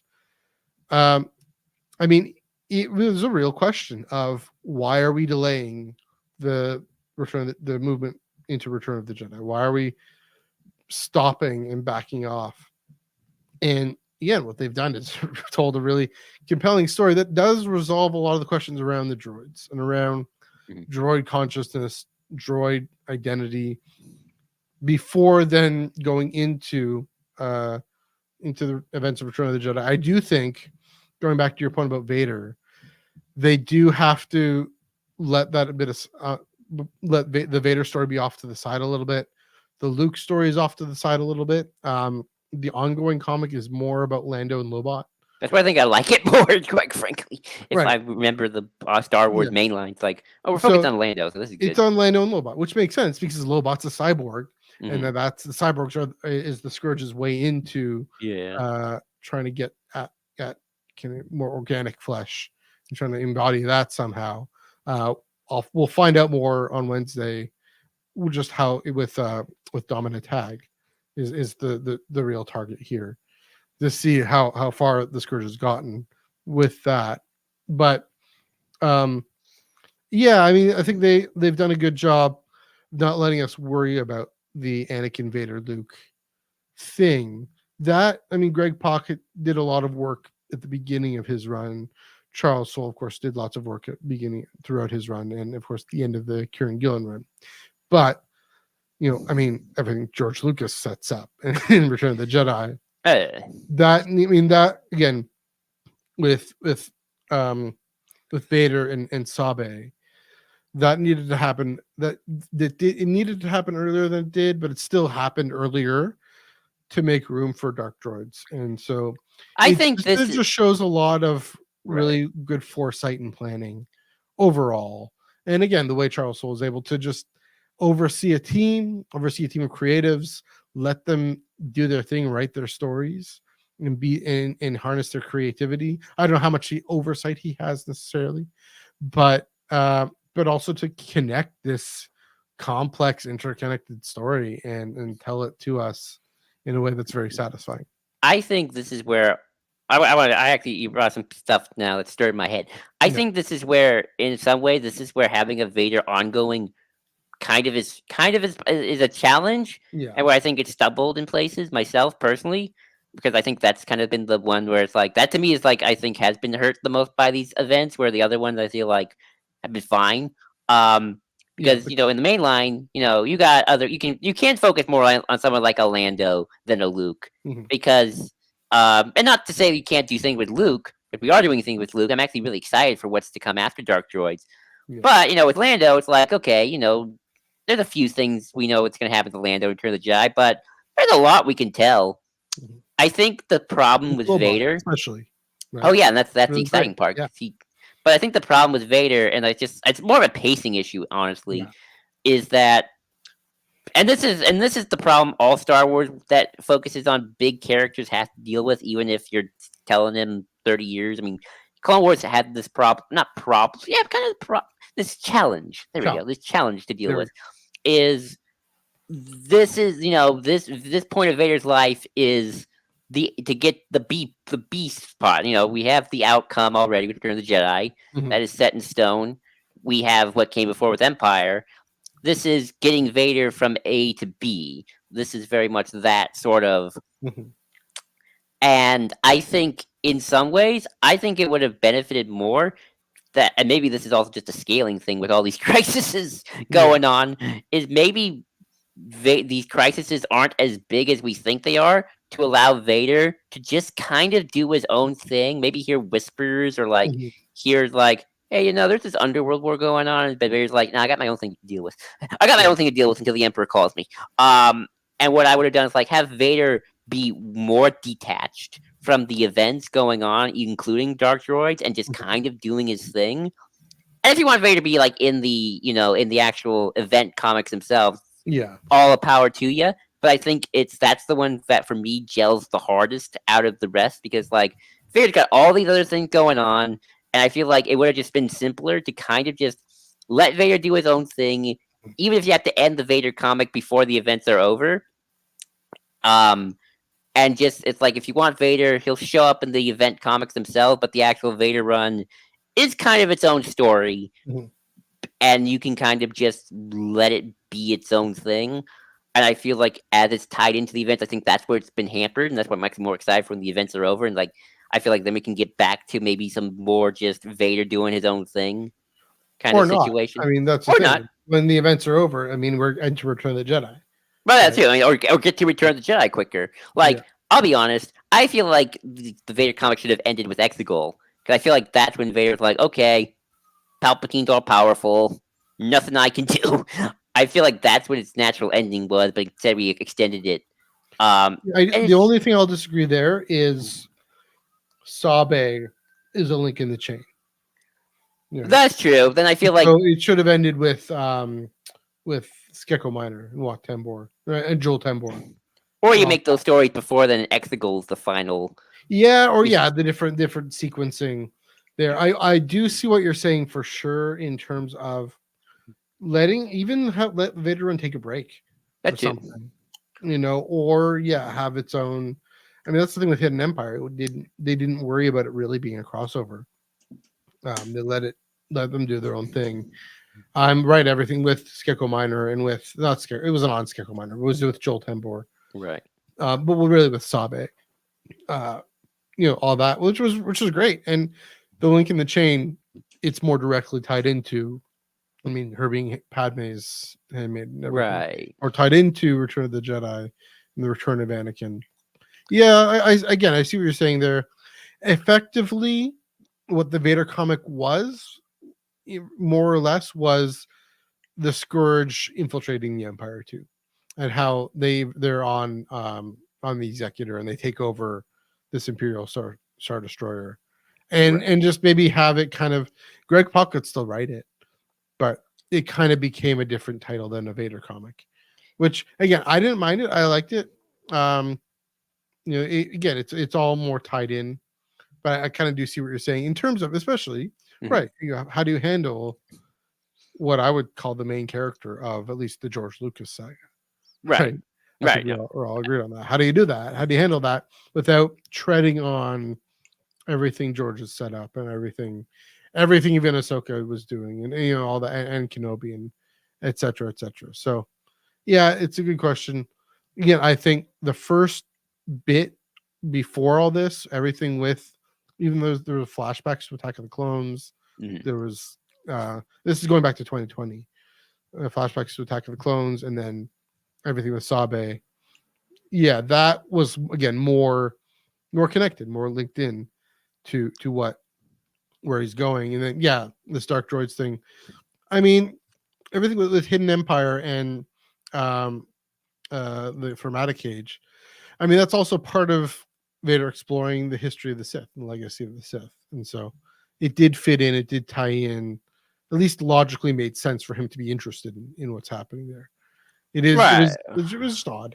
I get that. I'm still saying Dark Droids is the best moment in Star Wars comics, but yeah. So, right. And I think that's why Afra and Bounty Hunters, and even Star Wars may have done better, because Afra can tie into anything a lot better because she's an original character. We don't know her fate. I hope we never do. Star Wars can just focus on Lando, who, he got an endpoint for sure, but Lando's kind of not fully defined, really. With Lando, oh my goodness, like everything Lando and Lobot, that relation that Charles Soule set up in that Lando miniseries. Oh yeah. I mean, of course, Empire Strikes Back, but everything with Lando and Lobot, it tugs your heartstrings so well. And I like it when the mainline Star Wars comic doesn't have to always focus on Luke all the time. It's like it's called Star Wars. It ain't called Luke. Yeah. At least with Vader, it's called Vader, so we know who it's about. Just the mainline Star Wars. It can be about anybody. It can even be about Vader. I mean, it was about Sabe for a while, but so you can. Sense. Well, it's the title is called Star Wars, so you can have a whole arc where it's just Lando focused and Luke's kind of in the sidelines doing his thing. But yeah, a lot of it was. I mean, the Jason Aaron Hope dies. That's a Leia story. Oh yeah. But yeah, comics. What a year for comics. Yeah. And next year it's looking to be exciting. So one more in paper canon world, a little bit paper canon world. Small plug, Ian, Tractor Beam Wednesday, right here. I gotta stick it in, right? Wednesday. Okay. The Revelations one shot is gonna actually give a clue, just like last year, give a clue to what's coming up next. And so can I make a prediction about that since we're here? Yeah. This is the podcast where I feel like we're going to do the most tangents because we got time. I wonder if we are going, and this is thanks to Star Wars Explained. I wonder if we are going to be kind of moving maybe into the prequel era again with comics, because we got a Django comic, but a Mace Windu comic. I think Jabba's still a Return of the Jedi. I don't know when that Jabba comic's happening. Maybe. We got 3 prequel books, which we'll talk about later. Yeah. I wonder if that's the next. If what? Let's just make the Star Wars mainline, just a prequel era, not Clone Wars, because that's already filled out with stuff. Just like what's going on in the after the Phantom Menace, before Attack of the Clones. What's going on there? For more speculation on that, last week Chris and I went into that on the Tractor Beam. So. Very exciting. To see what we don't have any announcements or anything. That's the wild thing. They haven't given us anything. So anyway. Now we move on to the big video game of the year, Jedi Survivor. Well, I don't know if it's whether the game just so much as well. I don't know. Outlaws next year. I hope. So the reason I said that is, well, it's a question. There was for the last number of years, Hmm. there was always this question: what's happening? What's happening in video games? What's going on? We knew there was the game that we won't mention, and hopefully that's done. That's kiboshed. Hopefully they'll find a better studio with a better creator or something to tell that story if they still want to. Or Are they'll just we? release it anyway because I don't think that online Yeah. boycott thing is going to work. Do we? But I guess it's. Are we satisfied that instead of a lot of different games, by we I mean our Star Wars gamers or Star Wars fans, just gamers, satisfied with that, or satisfied with the fact that instead of that we're getting one big game a year that'll satiate people, and then I guess maybe yes. Well, there was Squadrons and some others, but yeah, I mean Jedi Survivor was it pretty much. So That could be where we're heading, where it's just a game a year. yeah, Which I mean, I wouldn't be against personally. mhm. It's good. Yeah, go for it. So, I mean Uh, Survivor was great. It was a great game. Survivor is Good story. the story of Survivor is something that I wish more Star Wars would do, and how you circumvent the we're doing it in the Dark Times original trilogy era. Mhm. Just tell a story that kind of, I don't want to say has nothing to do with anything, because that just sounds a little bit, kind of sounds like very off-putting, like but tell a story that's, unless five Jedi 3 does something, Cal's not overthrowing the Emperor No. anytime soon. He's He not. thinks he is, but He thinks he is, but he's not. He's honestly dealing with like a weird C plot in terms of the wider narrative of Star Wars. I don't think the Emperor even cares that this High Republic dude has come back to life. You're like, really? That what happened? Okay. It's like Omar's not satisfied. Omar wants that's 20 games a year. that's a blip on his radar as far as he's concerned. Sure. And Although it wouldn't have been if that the Holocron was out. that's true. But kind of tell these stories, because like if Luke and Leia are like here, Yeah. and then you kind of like tell a story like Cal Kestis is like weirdly like here in this sort of yes, Omar, you want 20 games a year. I want 100 games a year and 3,000 movies and 50 shows. I know. No one has time for that. Where it's set in the original trilogy, but the way you don't have to worry about books and comics and games that have already filled that out. It's just the story is going on way over here, and it's big and important because you love the character, and the character is big and important. Exactly. But he isn't fighting Vader, and if he is fighting Vader, Vader just kind of showed up. It's like, oh shoot, Vader's here, gotta run. That's actually what I'm excited for Outlaws, because like it's a character who's like, maybe they'll meet Leia because maybe they'll have something, but it's like Leia's not going to play a big role. It's like, oh shoot, Leia, now I got to do this other stuff in the periphery of Star Wars storytelling, and that's what I love about Survivor. It's like it's telling the story in like this weird periphery of like Star Wars storytelling, and then every now and then Vader will show up. It's like, oh yeah, we're still in Star Wars. Yeah. But that's or still kind of connected to the main thing a little bit. Right? Yeah, and that's what I like. It's like it's branched off so far, but like here's Vader. But that's also kind of cool because like while the Emperor and Vader were doing their thing somewhere across the galaxy, this rogue creamsicle Jedi dude who's got issues woke up and had a panic attack and started getting weird and tried to kill you. Yeah, I love Survivor. Survivor is great. Yeah. So, yeah, again, it's a great question. Are we? Well, has the Rancor settled down? And I don't mean the beast with the Boba Fett rides. I mean, has the rancorous? What's wrong with EA, LucasArts, whatever? It's have we? Yeah, I don't know. I mean, I'm curious to see what some folks like the Star Wars gamers what they think. I mean, Omar wants more games, but let's see who else. Well, I mean, the video game industry in itself. I think the movie industry got problems. The video game industry. True. So they got to figure things out. Fun times. But yeah, that's Jedi Survivor for you. And then let's move on to Celebration. Well, just Earth period. Highlights on Earth. Yeah. I sometimes forget Celebration was coming, happened, and maybe this is sort of like my weird look back at Celebration, Mhm, which I did quite enjoy. Don't get me wrong; there was a lot to enjoy and get hyped mhm. about and be excited. Just because Celebration, you gotta. There's always, you gotta. If you're there, you're excited, and you can't help but get watched up. But I think the thing that always weirded me out about Celebration, kind of in hindsight, even though I feel like I knew, is you have the Celebration. You're doing all these announcements for shows, possible movies, etc. But there's a strike happening in a month, Yeah, and that's always was, and it's sort of like Ray films happening, and we can talk about that later. But if you were like, I don't think they ever gave a date, and maybe they didn't give dates for any of these, which might have been the clue. But it's sort of like, if they said Ray date 2025 December, well, you knew there was a strike happening, yeah, so. And obviously that it has been moved, and everything kind of changed because of the strike. Although maybe something's not as drastically. We've had the Mando rumor, which I think has been debunked at this point, and we'll find out in February if it's really debunked. mhm. But which it probably is. But it's like one of those things where it's like you announced all this stuff knowing there's a strike going on, and you're probably at least, if you're hoping to cancel anything, you're probably at least going to reschedule some of this stuff moving forward. Yeah. Um, but yeah, that was I was still interesting nonetheless. I mean, we got the Ahsoka trailer. If you look online, we got an Acolyte Skeleton 2 trailer, which you can You look look up. online. Yeah, that's for the Wink, problem. wink, wink, not judgment. And a Bad Batch trailer. Wink, wink, not Yeah. judgment.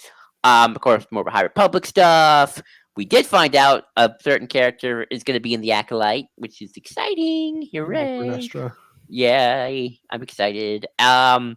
But yeah, it was fun time, but kind of looking back, it was a very very odd time Yeah. as well, especially now looking at Celebration Japan in Hmm. 2025 and wondering, well, you moved your movie back until 2026, hopefully. That strike schedule and that con schedule, are they going to line up enough for you to have fun? I mean, obviously, Celebration, you should have fun Yeah. with the people, but kind of from the marketing standpoint of it all, that was probably the oddest part of it. Well, that's just it. Is there's no Coach Con, That too. and that this is the first time I think. I mean, I don't know about Anaheim because I was in it. So I don't know. There just weren't live stream panels. There weren't, the big push outside the con to pay attention to what's happening being announced in it, which was bizarre and which was unusual and unfortunate. And the High Republic panel came out later. They had the exclusive moment, which is fair. You can have an exclusive moment at Celebration. That's fine. But to actually, to not show things live stream the way they did in 2015, and that's the thing, is 2015 was such a great memory for so many of us who weren't in Anaheim. I credit it as the birth of my contemporary Star Wars fandom because it was all on YouTube and I had time to watch it and all that then. So is that, but for those who were there, and again, that High Republic panel really, really giving us the deal on phase 3, or I guess phase 2 and phase 3, really, really helpful, really wonderful. Mhm. That was it though. And so in contrast, oddly enough, even though it was weird because of the strikes, Ewan McGregor getting up there. I'm talking about getting up there talking about cardigans and tea and motorbikes. New York Comic Con was such a blast. I really enjoyed it. I'm so happy I went. Mm. I keep saying this. I'm not going to keep saying it. I mean, it was up there to me with Anaheim 2022. It was just as great. Yeah, we couldn't talk about Ewan McGregor couldn't talk about Kenobi or Obi-Wan or the prequels or anything. Cons were just strange during the strike, but going to that image panel, with uh, Sax and Charles Soule and then going to that tie-in materials panel with John Jackson Miller and Delilah Dawson, right? And then of course going to the Return of the Jedi Fact Pov and that Lucasfilm Publishing panel was just so spectacular. It was in the wrong room. It was in this low danky room. It should have been in kind of that main building. It should have been in the nice north building, but just to get all those reveals and get all that news about the things I focus on, right? About the books and comics. And so to get all that down low, and then most of all, hang out with Chris, hang out with Anna, hang out with all those folks, just to actually be there with them and enjoy Star Wars with them, hang out with Ashley, go to the Eras tour of the Taylor film with Ashley, just all these friends I know on the internet, to see them in person. I mean, that's always the biggest thing about cons. And so, I mean, just seeing New York City is such an amazing city. So, it was definitely the fandom highlight for me, probably the life highlight for me. In 2023 was New York Comic Con. I would love to go back there. I don't think I can, because I want to do some other traveling. But then I don't know if I'm going to Japan because it's only 3 days. I won't. I'm not. So I really hope they do CouchCon. It'll be at 2 a.m. because it's time zones. But whatever, we'll figure it out. Yeah. I'm just gonna say, and maybe we can talk a little about the impact of the strikes now, and we can kind of go back to the other stuff. I'll be very curious what Japan has to offer. In terms of what they're showing off. I'll say this about the impact of the strikes. I think best case scenario, and I think we might be there, weirdly enough, is it's just a scheduling problem now, and things in the schedule are going to get rearranged. Had Mando become a movie like that rumor persisted, that would have probably been the most drastic change. Looking that's happening now, so it seems like they're going ahead as usual. So I think in terms of the impact, do it, Omar. Go, please. Enjoy it. Sorry, go ahead, Joe. Yeah, go to Japan, Omar. Do it, dude. Take pictures. Take a picture with Godzilla. Go see Godzilla -1. What was I gonna say? Oh yeah. So, but I think in terms of the impact, I think 2024 immediate impact is just 2 shows where there would have been 3. I think that's already this year, to be quite honest. In terms of films themselves, I mean, who knows? I think we have to kind of wait to see what's the haps going on in Pinewood next year. Like, are they if they haven't moved at all, or are they finally building sets? But that won't probably happen until May or until the summer at least. So we got some time to really think about that. So I'll say this. So sorry, if you want to finish, go ahead. So it does seem like, in terms of like obviously the hard impact, I don't think the strike has affected Star Wars as severely as it could have. Right. And anything else that happens, it's just the usual Lucasfilm weirdness that we're used to. But in terms of the strikes themselves, we're doing Lucasfilm here. Come on.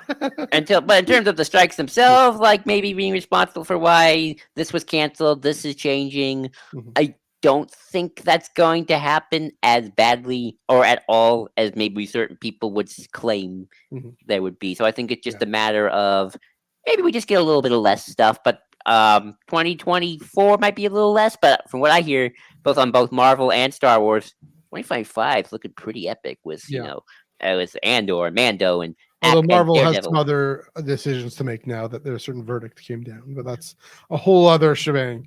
Right. Whole other thing. I will say one of the things that really came out during the strike, going to cons during the strike, how much the actors, these these high-paid celebrity actors, really do love the work they do, and really love the stories, and really do love the fans. Gone are the days when these actors, long gone are the days when these actors are like, who are these nerds who are showing up to this weird Star Trek? Long gone, completely out the window. That they really, Ewan McGregor really wanted to be able to talk about Kenobi, really wanted to be, Chris Evans. I didn't even go to Chris Evans. I think he really wanted to be able to talk about Captain America. So Anson Mount and Ethan Peck, they couldn't help but talk about Strange New Worlds, even though they shouldn't have. It did really come out, and so to say just how even more important it was for them, and especially the folks who don't earn as much as them, and who just are going, this is really their livelihood, for them to get a fair deal that they can at least live with for now. Really important because of all the love that they put into these stories that we all would benefit and earn from. And so, that was a really great moment of, I'm talking kind of maybe the spiritual Yeah. emotional impact of it too. Oh yeah, yeah. We've Go all ahead. come around it. We've all come around and have a clear sense of the dysfunction in Hollywood. And we have this magic of all these stories that we love, but the way they're made, the way the sausage is made, it can be pretty brutal, and we need to do better as a culture, and Hollywood as a culture just needs to do better, and it's hopefully learning to be forced to, the way the writers got a great deal really quickly, relatively quickly, so uh, hopefully going forward, yeah, there's an ability, I mean, the fact that that love is there between the actors and the fans. Hmm. I don't know. I don't know what kind of political capital that can generate. It certainly generated a little bit. Um, I don't know what the effect of all these podcasts boycotting, talking about the shows, the effect of podcasts not talking about Ahsoka must have been. I don't think it had that big of an impact. We're gonna get, maybe there's a bigger impact down the pipe that I'm going to talk about at the end, but to say, yeah, there's Sadly affected the Marvels because they didn't get to get a good yeah, marketing campaign, that's sadly, true. That which would is have been true, awesome. and that's unfortunate because it was a fantastic film and it deserves its time in the sun. Marco Montero's Iman Vellani deserves her time in the sun. Hmm. But yeah, it's but to say, yeah, I mean, again, the love between creatives and creators and fans, it's there, and so hopefully, Good solidarity and organizing in the yeah, union too exactly, helps. So yeah, yeah, that's that was really spectacular to see as well. So there's that. There's kind of a few kind of, if you indulge me, yep. Go ahead. personal developments. I mean, Underworld North Studio, just moving, finding an apartment, moving, just the way, personal life, and it kind of meant that some of the, like, reading, keeping up with the novels wasn't as much. That's partly why, is because all this work to move and uh shift things around. But yeah, Dom and I have Mhm. this great setback here, and Love it. um that friendship has continued to develop, and so everything you don't see in front of the screen here, just when we're talking about why the sink is plugged, literally, those kinds of things. But yeah, yeah, to have this space to record, and have, just even using this little thing just under the Underworld banner, and continuing to, and Ion Cannon continuing to be embraced and move forward. And that's another wonderful thing about this wonderful silver lining in the strike, is Joel, you and I just kept going, Yeah. and we really shone a spotlight on all these amazing Star Wars stories that we still could talk about, and we're still coming out, and um, still being written, and people were still getting paid for, hopefully fairly. Yeah, so that was, yeah, just to keep going, yeah, carrying the banner at New York Comic Con, carrying the banner through the strike. So that was a privilege. I do look back and say, grateful to Chris, Ben, Dom, and Hannah for letting us really have Continue. this, not have it. We don't own it, but hopefully we've represented the network well, and the legacy, this what, 12-13 year legacy of Underworld, to be a part of that. It's been, and I'm not just saying, like, these are people we like, people we Oh yeah. care Love you about too. guys. And that's the thing. And so to contribute, I started Ion Cannon. You, Joel, we maybe have different origin stories for this, but my impetus here was to say, you know, the flagship guys, they don't necessarily have the time to be reading all these books and comics. I know Dom is doing what he can, especially with High Republic. He's more on top of things than I am sometimes. Hmm. But either I could complain and say, why aren't you pointing this out? Why aren't you talking about this? Or I could get on myself Monday nights and actually be the one to talk about it, and fill in that spot. And so here we are. And going again to our New York Comic Con, saying Star Wars Underworld at New York Comic Con was I just decided, hey, I'm going to do that. Why not? so Hooray. so that's the thing. Again, positive fandom. You can either complain, or you can take up the mantle and do something about it. And that's a great lesson for life. Similarly, I mentioned Tractor Beam. Tractor Beam was this thing I tried to do by myself, and that of course didn't work out. And then, Chris Abbott and I every Wednesday night just be chatting back and forth about these comics and instant reactions, and say, okay, let's actually throw that on YouTube. Why not? And so that's for that to keep going and having the steam it does. That's been a privilege too. So with the strike, with everything kind of being weird and upside down there, the opportunity to step forward and to step out and to continue in this podcast space, in this YouTube podcast space. So that's me waxing poetic there.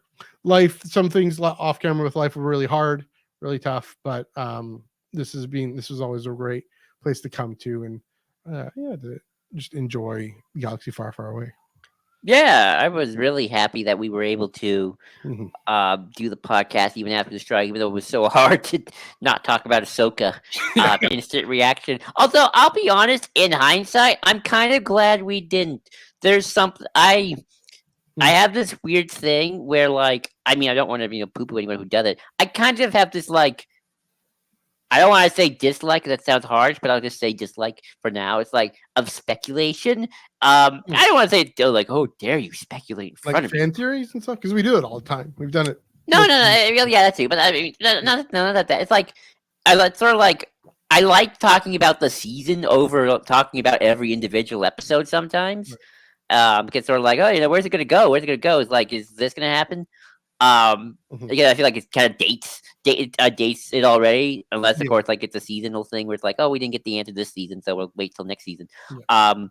It's sort of like when like something happens, like a character gets like if Sabine got stabbed, and it's like, is Sabine dead? And then well, thankfully we only had to wait 5 minutes for that. Well, yeah, thank God. or it's like here's a better example. It's like the Merrick stuff, like Merrick Barris, the Star Killer, Snoke, and Merrick just nobody. He just explodes and turns green. Like, he was nobody. You suck. I know you stink, Merrick. You stinky because you're green. You smell it. Yeah. So that kind of had a nice. Although it was sad that we didn't get to talk about the Anakin stuff on the day, because that would have been great. True. And the Thrawn stuff on the day, because that would have been great. Episode 5 and 6 just on the day would have been that. Well, they're my two favorite episodes. Yeah.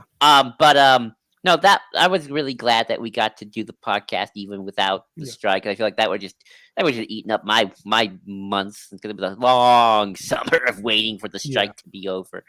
And we had fun. We had a lot of fun topics.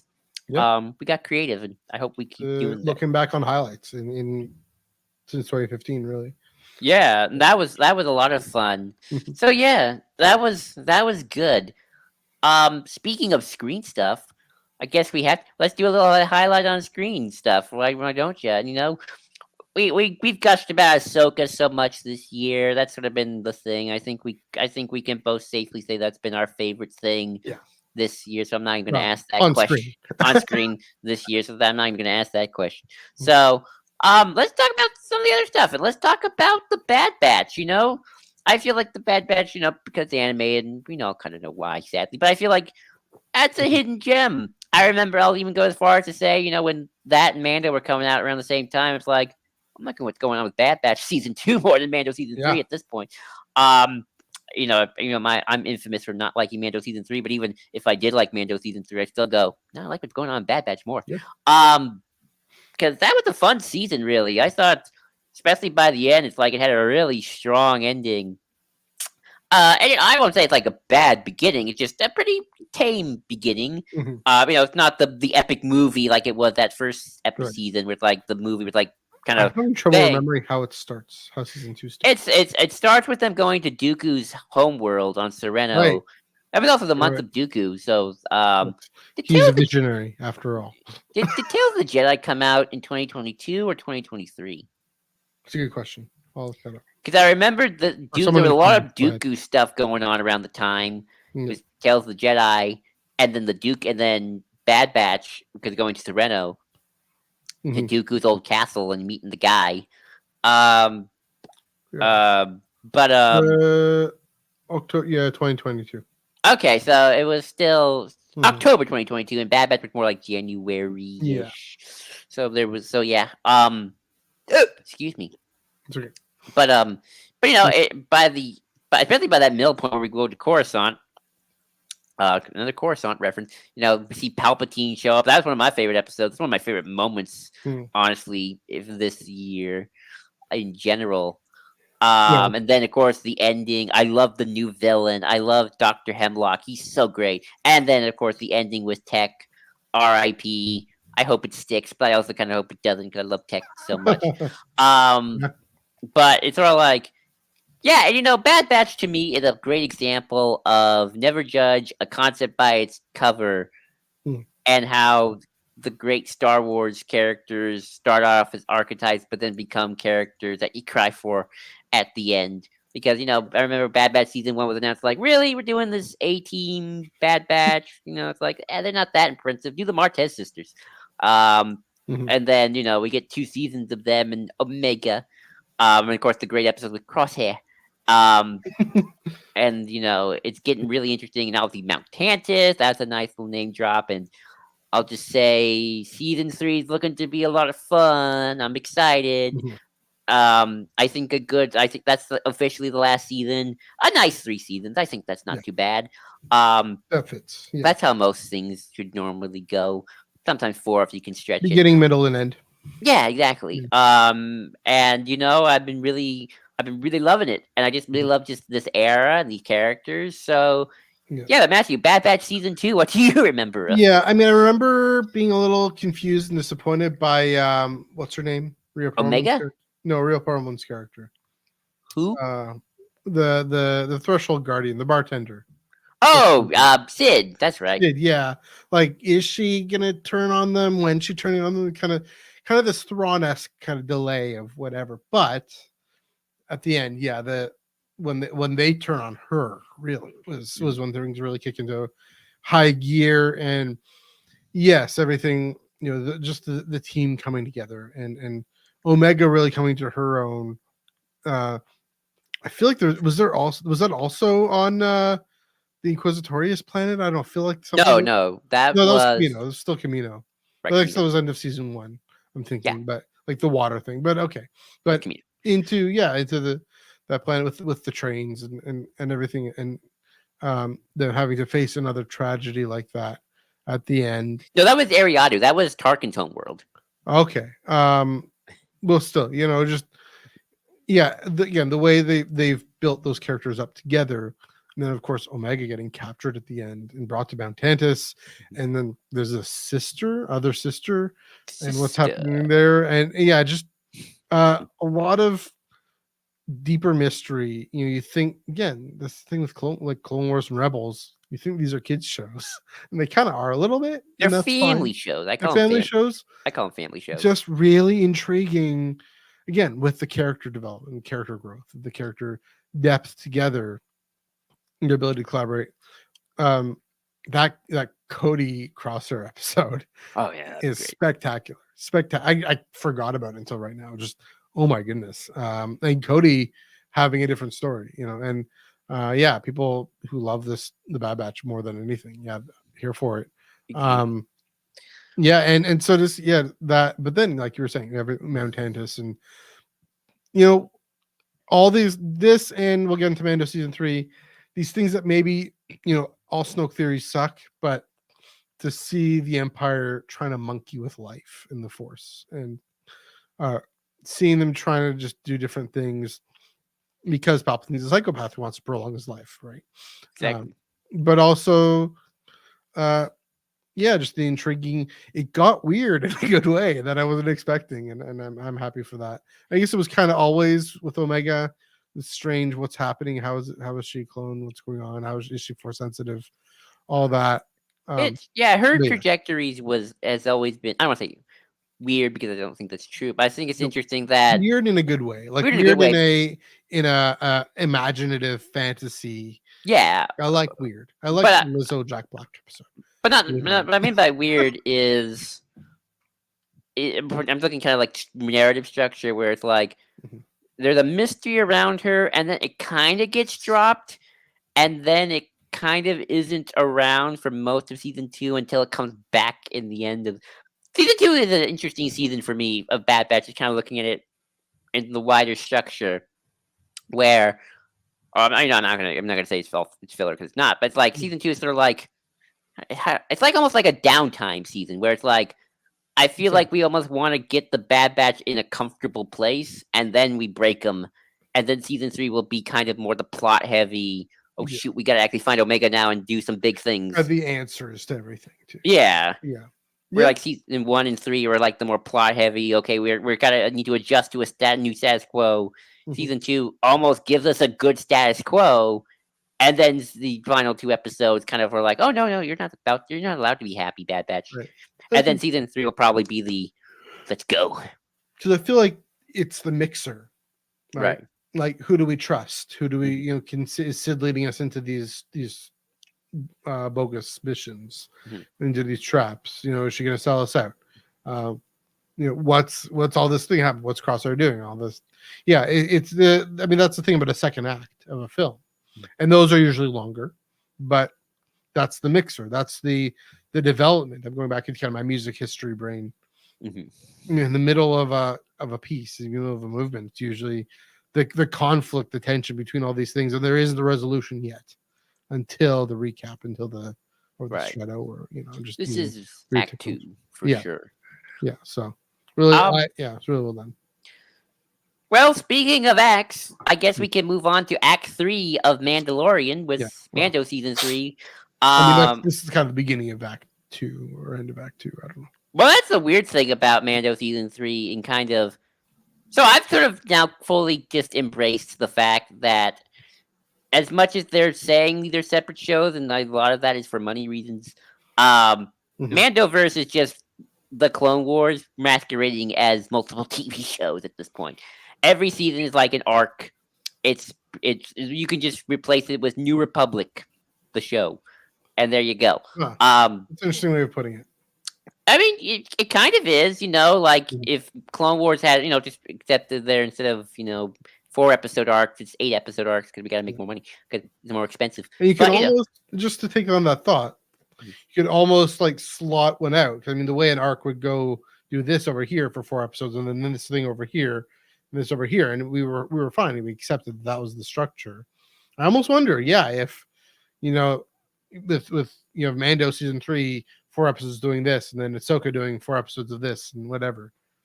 Well, I don't think that would have. I think that doesn't work anymore. We because want the full season. Because then you get Book of Boba Fett, and that sucked. And I mean, that wasn't happy. I wasn't happy with that. But I mean, this is Mando season 1, Mando season 2, Book of Boba with Mando season, New Republic season 3. This is season 4. Ahsoka was season 5. Skeleton Crew season 6. Season 4, I don't like. I mean, Mando season 3 was more. Was Bo-Katan in the armor. Well, yeah, it's a Mando arc, like how Clone Wars had Mando arcs. Yeah. And basically what I'm saying is all these Mando shows are just really just one big super show, pretending to be multiple shows for money reasons. Right. Because if you get multiple seasons, you got to pay your writers more, and you don't want to do that. But if you really do need to you kind of do need to watch these all in order because they do make one big storyline. But yeah, it was certainly interesting. It felt like we were wrapping up the arcs from the last 2 seasons, and we're kind of getting ready to meet Mr. Big Blue himself. Obviously, with Gideon's death, Mando's we're getting ready for that. I think honestly, I say let's go for it. Thrawn teams up with Jack Black's character and Lizzo. Jack Black was an ex-Imperial. Can you imagine? Get with Thrawn. Jack Black on Thrawn. But no, that would be fun. But it's an odd season. I'll just say that it was an odd season, and it ended kind of oddly. Where it's like I feel like this could have been the ending. Really, it's like okay, Mandalorian's restored. Din's got his nice little house. He and Grogu are now officially father and son. We sit down now. Yeah. Yay. Well, then what we do next? What we do next when Thrawn shows up? Exactly. Again, it was an odd show that I didn't mind. Especially, I just think with everything with Bo-Katan going from the depressed and alone to having a purpose and being welcomed and being the leader to navigate both worlds and coming into her destiny. I was carried along by it. I know a lot of people weren't, but uh, that she becomes the title character. Maybe because it's the character we've been with for a while, right? We remember, her holding the dark saber, Sabine giving her the dark saber, her holding it up, and everyone coming around, even though it's revealed that the story behind it didn't hold water for that kind of allegiance. I like that Mando season 3 says, okay, uh, so you become king because some watery tart and some farcical aquatic ceremony, whatever. Who cares about Mhm. Excalibur? It can still break. You can still, um, go through the waters and whatever and see a mythosaur. What happens? Are you a compassionate, connective leader? And to see Bo-Katan come around to that, to see the armor let go of her own ideas sometimes, so the absolutism of her own ideas, I didn't mind that, so maybe it's the ideas behind it, ideas and execution. I don't know. Again, I enjoyed it. I get why, I'm getting why people didn't, having more conversations about that, but yeah, it just built on what we've had before, and I was okay with it. I'm curious if that continues on, or if Mando's now like the next arc is like, well, did the Mando stuff. Now I gotta go hunt Thrawn. Yeah. I'm off. And that's the interesting thing. Again, you're thinking about it being if it's a 4-episode arc over how many? Well, I mean, every season's an arc. I'm not saying it's a 4-episode arc. I'm saying Yeah, I know, every but like season's it an was arc. compressed. Yeah. Yeah, a little bit. Anyway, But yeah, now to season 5 of the New Republic show, Ahsoka. I think we've talked enough about Ahsoka a lot, so we love it. Thrawn's back. So exciting. yeah. Any little mini thoughts before we just kind of wrap up to the future? Or just I mean, well, the thing you talk about it being the same show, just different seasons and different arcs of the same show. I mean, yeah, that's true. I know to some extent that they're all kind of brought together under one sort of thrust. This one definitely had a unique feel. That's such a unique feel to it. So much. I mean, now that being said, each different arcs had a unique feel, but I mean, we know it was a different production. The Kevin Kiner score was unique to Clone Wars / Rebels / Ahsoka, bringing back everything, more so everything from Clone Wars and Rebels that we've had before. Yes, Mandalorian brought back lots from Clone Wars and Rebels, everything with Bo-Katan, but yeah, again, I'm just astounded that they went there. They went there with Anakin, the World Between Worlds. They went there with the Rebels cast and crew, and they're gonna go there with Mortis. I just, everything I hoped for, everything I wanted, and to actually get it. So yeah, again, that more than anything else gives me hope for the future. Hope for the future of Star Wars on screen. Maybe it's partly kind of why I'm like, okay, let Mando season 4 be a season. If the folks behind Ahsoka were doing it, I'm here for it. And so I get the concerns with that, and I get why, and I'll get into in a little bit later on, but with the film. But yeah, again, they went for it. They gave me a Space Wizard show, which I wanted that Space Wizard, and we saw Anakin, but Ahsoka is my favorite TV character of all time. So that, and while Joel is having a dialogue with his roommate, I think more I can say about it. It really, and this is one of the things we're going to get into with the overall trends in a minute. It really, it's these eras blending together, but it's still, again, I'm going to reiterate, don't watch Ahsoka out of order. Watch it when it's set, because even those flashbacks, those are still set in the Mandoverse timeline. Those are still set in Ahsoka's story. It's her navigating her past and negotiating with her past, and all these things we speculated, all these things we hope for. Like, Eye of Darkness is a little bit like this too, right? I don't know about just that. no. What I'm getting at, what I'm saying is, we can predict something. Mhm. We can look forward to something and say, okay, this is likely going to happen. I think this is going to happen. And then it happens, and we're not surprised. Doesn't mean it's a bad thing. It's if we were led through it really, really well, and that's Eye of Darkness has done that so well. Ahsoka did that so well to lead us through her confrontation with how she feels about Anakin and about Vader, how she feels about her own upbringing as a soldier in this Clone War, and then having to go out into the galaxy, and her reluctance to train Grogu, and her reluctance, or whatever it is that happened with Sabine. Really, really gratified to see. That's the thing. We're gratified to see the things we've thought about and we've invested in with this character to actually give us the story. Honestly, it's not in a selfish way to say, "Well, look at us, we're so smart and so right." It's we're on this wavelength, and there's this resonance in what we're watching, and so I think that's one of the reasons. That's why I love it more than anything else on screen in Star Wars in 2023. Definitely my favorite. WandaVision. I love WandaVision. Loki season 2 came out this year. Absolutely spectacular. That was so good. Ahsoka is above those, and so yeah. Yeah, I'll be curious to see my little theory pan out when the movie happens, if that's the true finale of it all. And kind of watching Mando season 1, season 2, Book of Boba season 3, Ahsoka, Skeleton Crew 4, Ahsoka 2, the I mean, that film. is how they conceive of it somewhat. You're right. So kind of looking at it and then kind of being able to see the big picture and like, okay, what is the big meta story going on here? Because that will be fun. Yeah.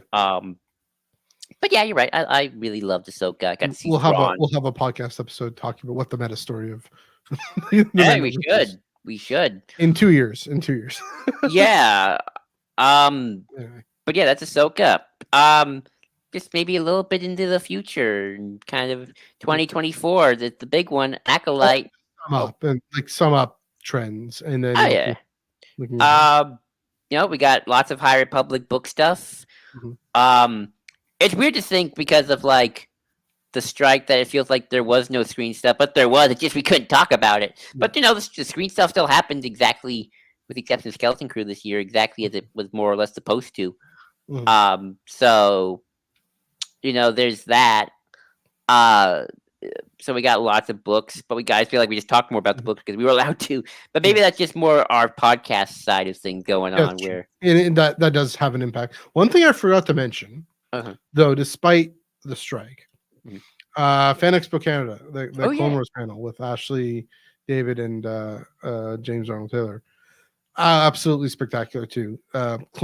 Celebration level, they went for it. They talked about Clone Wars. I think because they're with a different union or something. The whole poster that came with the panel, that was also definitely a highlight for Fan Expo Canada. So my hometown con doesn't always get that kind of love. It's maybe that Rebels season 4 premiere, it was the last time it got that kind of love. I mean, I know the fan, it's a traveling thing with all the fan expos, but yeah, I'll take it. Sorry. So trends that I noticed, I mean, again, High Republic pulling its weight and saying, okay, it's still here. Yet another packed panel with fans who are so excited.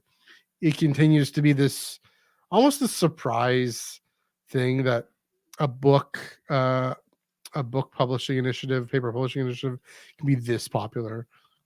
It's got to be within fandom. But sure, within fandom, but but it's even this self-selecting concentrated thing, but within that, it has just this size and this momentum to it. And I mean, it's already, I mean, I don't know what Shadows of the Empire did, but I think it surpassed that now. And that's the 90s, so you can't. Yeah, that's true. I wouldn't compare those two things. That's true. And I mean, High Republic Twitter is fun. It's the funnest place on Twitter. It's the only positive place on Twitter left. And so it's continuing. I'm really grateful they've spread it out, because in previous phases, we would have already been into 2 novels in by now, and we're only still we're waiting on the second the second novel coming up in a few months. So that we've mentioned Ahsoka and whatnot. I think Joe, you brought this up a few weeks ago. Like it's not just a prequel to Golden Age. We've emerged beyond that now. It's not, and again, that's the thing with Ahsoka is that it's all like, oh, cool, Anakin's in this thing, and he's in, Hayden Christensen's in this thing. That's great, and yeah, it was that a little bit, but it was also, yes, this is her story, and this is Ahsoka's story, and this is how we're looking back on her story. Similar thing with Greg Pak and the Sabe comic. I mean, of course, comics have led the way in this since 2017-ish with or even to 2015 with the flashback, the Jason Aaron, Kieran Gillen. But on screen to see this, it's not just a golden age, it's part of the main story, and it's there. It's just part of things. To see the fight over, the fight is done. Now there was all the what's the podcast called, the restoration or something, redemption of Jar Jar Binks. Oh yeah, that one was an interesting look, and it was an interesting take. There were some some things you could say here and there about it, but like the fact that can come out and be that popular as well, it looks back and says that was a fight, that was a thing. Unfortunately, I mean, the sequel era fight has kind of taken so much of the wind out of everything, but at least to say, yeah, we're I can even retire the shirt. I could retire I love the shirt. I wore it yesterday. I'll keep wearing it. It's a good shirt. Don't worry. Yeah. It's a good shirt. But I mean, prequelism means something different now. I think it means just what we like, what I happen to like more. It's not. There's no sort of pulling for these stories to come out in this prequel Defense Force. It's we're just so well fed. And then part of that is, I'm saying, 2022 was the year of Coruscant. 2023 was another year of Coruscant. We got more of it in live action. We got Keller and Beck saving a little baby Grogu. We got some scenes in Ahsoka. We got a whole episode, Dr. Pershing living in an apartment. The whole Dr. Pershing episode, except it was in 2023. So yeah, the significance of that city, that planet, the centrality of it in the galaxy, as the ultimate hive of scum and villainy, really, in a way. What we see in Coruscant is we see Order 66. We see was the senator in the whole Senate committee in Ahsoka, but Senator Ziono. Cass's dad. Yeah. We see all these complicated things, and only if it's on Coruscant, not Chandrila, but that's right. I mean, Coruscant and Andor, but that was last year. So yeah, that again, prequel to Golden Age, this thing that George set up, this weird ecumenopolis, is now, the place, not this place you want to live, but the place where interesting stories can happen. I mean, in Survivor, Coruscant has a part to play in that too at the beginning. So that's one of my favorite moments. Yeah. Again, the things that George gave us from 1999 to 2005, they're there, and they've found their way into as much as Mos Eisley and Tatooine and Jabba's palace and whatnot. You have the Senate building, you have these spires on Coruscant, and yeah, and what that stands for, and what George said that stood for, both the hope that we see. I mean, in Eye of Darkness, it stands for hope and peace. Right? All the Coruscant scenes are the struggle for peace, the struggle for life. And then 200 years later, 230 something years later, it's the lingering effects of empire. And for George and the prequels, it was the dawn of empire. So yeah, Coruscant is having its gleaming time in the sun for a better, as a good storytelling location. Indeed. The future. Always in motion is the future. Always in motion, the future is. But hopefully the future has Acolyte in it. which is our big thing that we're excited for. Mhm. Obviously, that's going to Well, be one it. of the things we're excited for. Well, one of the things we're excited for. I mean, I'm really excited for it. Mhm. That's what we're both looking for that. More High Republic, obviously. Phase 3 gonna we smack dab in the middle of it. We've talked Ooh. about comics. We more prequel stuff on the way with 2 prequel books set after and before Phantom Menace. Maybe a third one for that third standalone book. I don't know Mhm. why I don't think. I mean, hopefully the third standalone Yeah. book. Maybe some developments on the movie side, possibly if we're by the next year at least. Hopefully, before doing another retrospective. And let's see what else did I see Yeah. here. That was kind of my note there. And let's see what else. I feel like I'm for. Oh, and Skeleton Crew. Yeah. Shoot, that's actually the one I'm actually weirdly enough. That's kind of the one I'm like the most. I think I'm like the most curious about in terms of like I have no idea what this is even about, but that's kind of the most exciting part of it because like acolytes, like I can kind of form a basic idea of what I'm hoping to get. My expectations and all Mhm. that. But in terms of like like Skeleton Crew, it's like I don't know, kids in space and Jude Law's there. Yeah. That's all I can get out of it. But that's Force sensitive Jude Law. for sense of Jude Law, Something. maybe. Yeah. And hopefully Outlaws if there's a Yep. game next year. So, yeah, I mean, it's still a smorgasbord of Star Wars and seems all very exciting. Mhm. So, I think 2024 is like 2023 is gonna be a fun year for Yeah. Star Wars fans from getting Star Wars stuff. Yeah, I'm looking forward to a more spread out High Republic. As I said, just giving us more time to read the things, to talk about the things, to comment and review the things. So that'll be, yeah, that'll be different. And again, it's so well established so far that I think we can do a good job. That will have us. People will have a sense. People can catch up. More people catching up and continuing the conversation, keeping that flowing. That Higher Republic conversation. It's going to be one of those long term. I hope one of those long term things. Yeah, the Phantom Menace at 25. Again, I keep talking about Coruscant, the prequel Golden Age. Yeah, it's going to be the celebration again. Phantom Menace at 20 was a party. Attack of the Clones at 20 was a party. Revenge of the Sith at 20 will be a party. Phantom Menace at 25 is turning into this party. These 2 novels. Who knew? Yay! That'll be again. What's the announcement? Where are the comics going? Chris and I talked about that last week too. Is when are they going to actually tell us? Or are they taking the pedal off the gas for a little bit for the next half year or so? And that's a possibility. And Wednesday we're getting the Revelations one shot that will give us a clue, a sense of what things are going, but there probably isn't going to be any announcements at the end of that. I don't know. They don't usually do that. Nah. What we do know, and this is what was announced in New York Comic Con, the Adventures line, Hyperspace Stories, the Dark Horse line. That's so Hyperspace Stories is done. The single issue runs are done.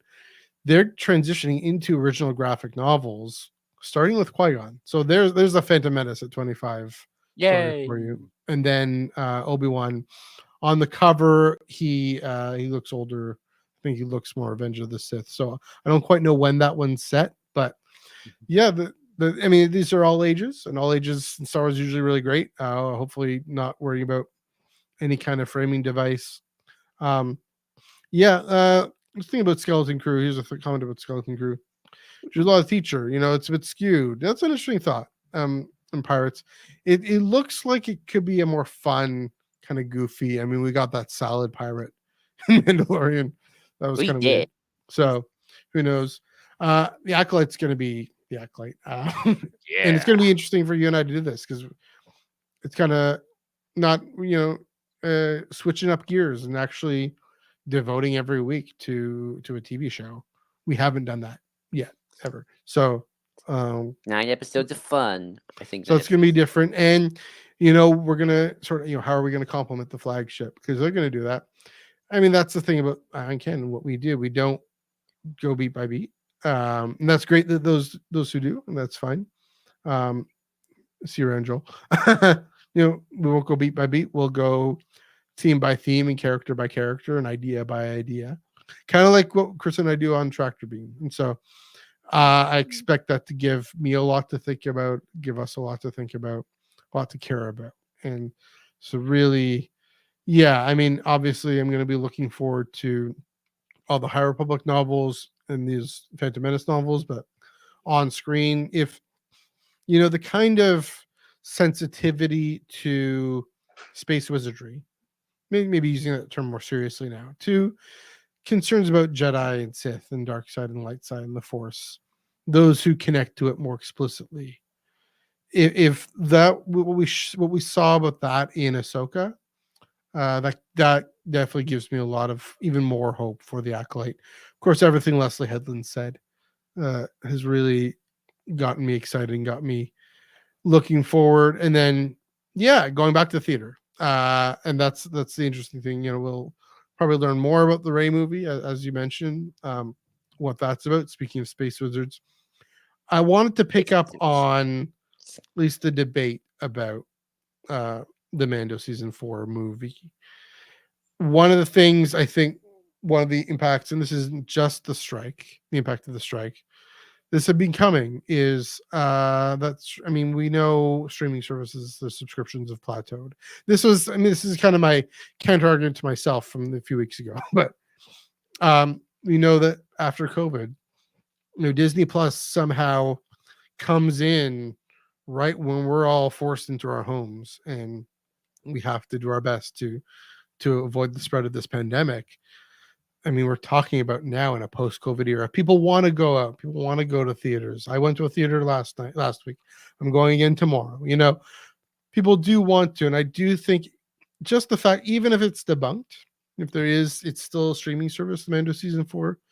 The fact that it was a rumor at all shows just how much people want to go to the theater. I don't want to say I'm indifferent. I have other movies I can go see. Shows how much people want to see Star Wars in the theater, for sure. And those who remember, people who talk about, Dom talks about the remembering 2015 a lot, and a lot of folks do, of just the excitement, the energy. It's not going to be the same level of Force Awakens, but there's probably going to be some sort of buzz. It's going to be something. Oh yeah. I mean, it already was. When we went back to the theater, even for the Kenobi event last year, that was something really special, just to be in the theater to watch a Star Wars. And then of course have Deborah Chow and Hayden Christensen right there in front of us. That was great. Again, hometown, rep the hometown. Woo! Yeah, the fact that this even came up as a rumor shows the appetite for it. So, I mean, definitely both cynically, just realistically, Bob Iger's seeing that. I hope they get the story right with the Rey film, especially. I think they will. And if the timing is right for all that to come back, definitely, yeah, looking forward to that Rey and the Thrawn Mandoverse film. I mean, that one has the potential.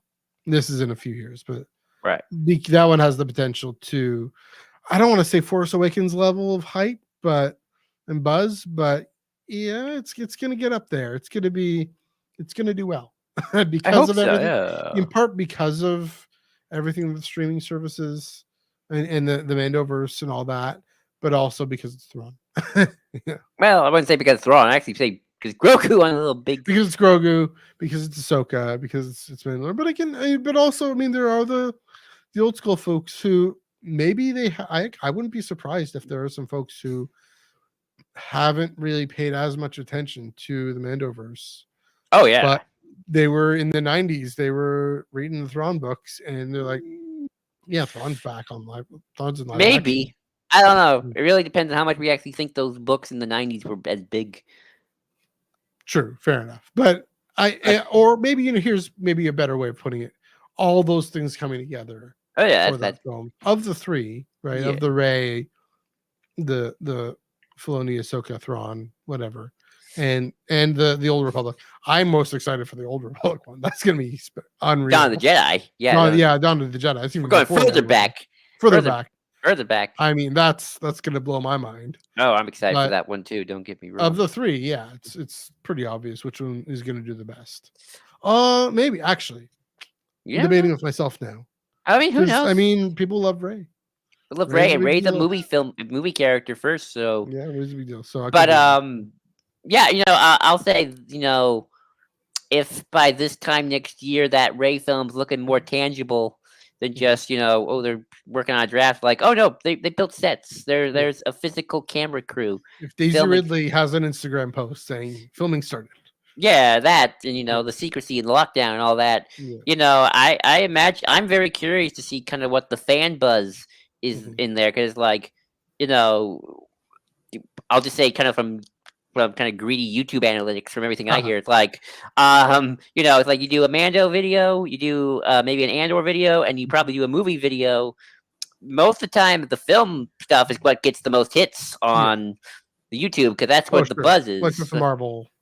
Oh yeah, Yeah, so that's true. so I think just people knowing, oh my gosh, a movie's coming back. Mhm. I think you'll start to see a churn, Yeah. in the wider kind of fandom, even more so than usual when, like, a Yeah. show's coming or whatnot. So yeah, but it's an interesting time. I hope we get to experience that. Here's a question, and we got to wrap up. But Yeah, is so is it fair to say, in wider culture, wider society, wider fandom, Star Wars is a film franchise?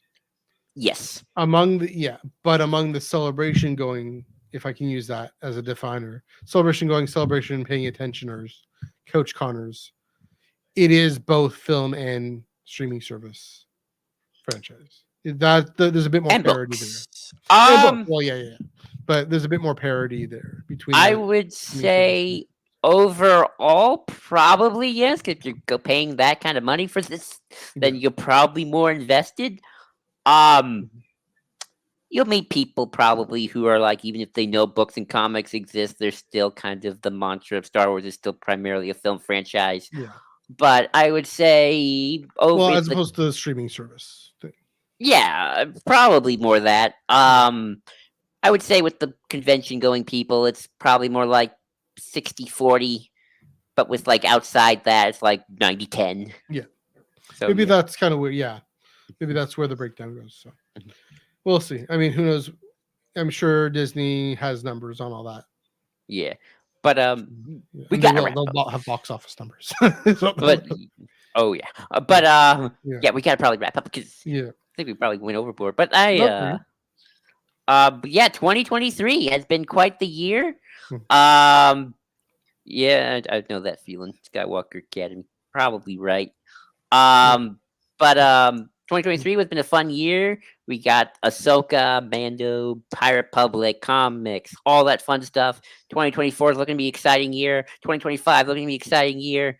The only thing I have to not look forward to is something going on this year in my country. I won't say what it is, but you know what it is, in November of 2024. Right.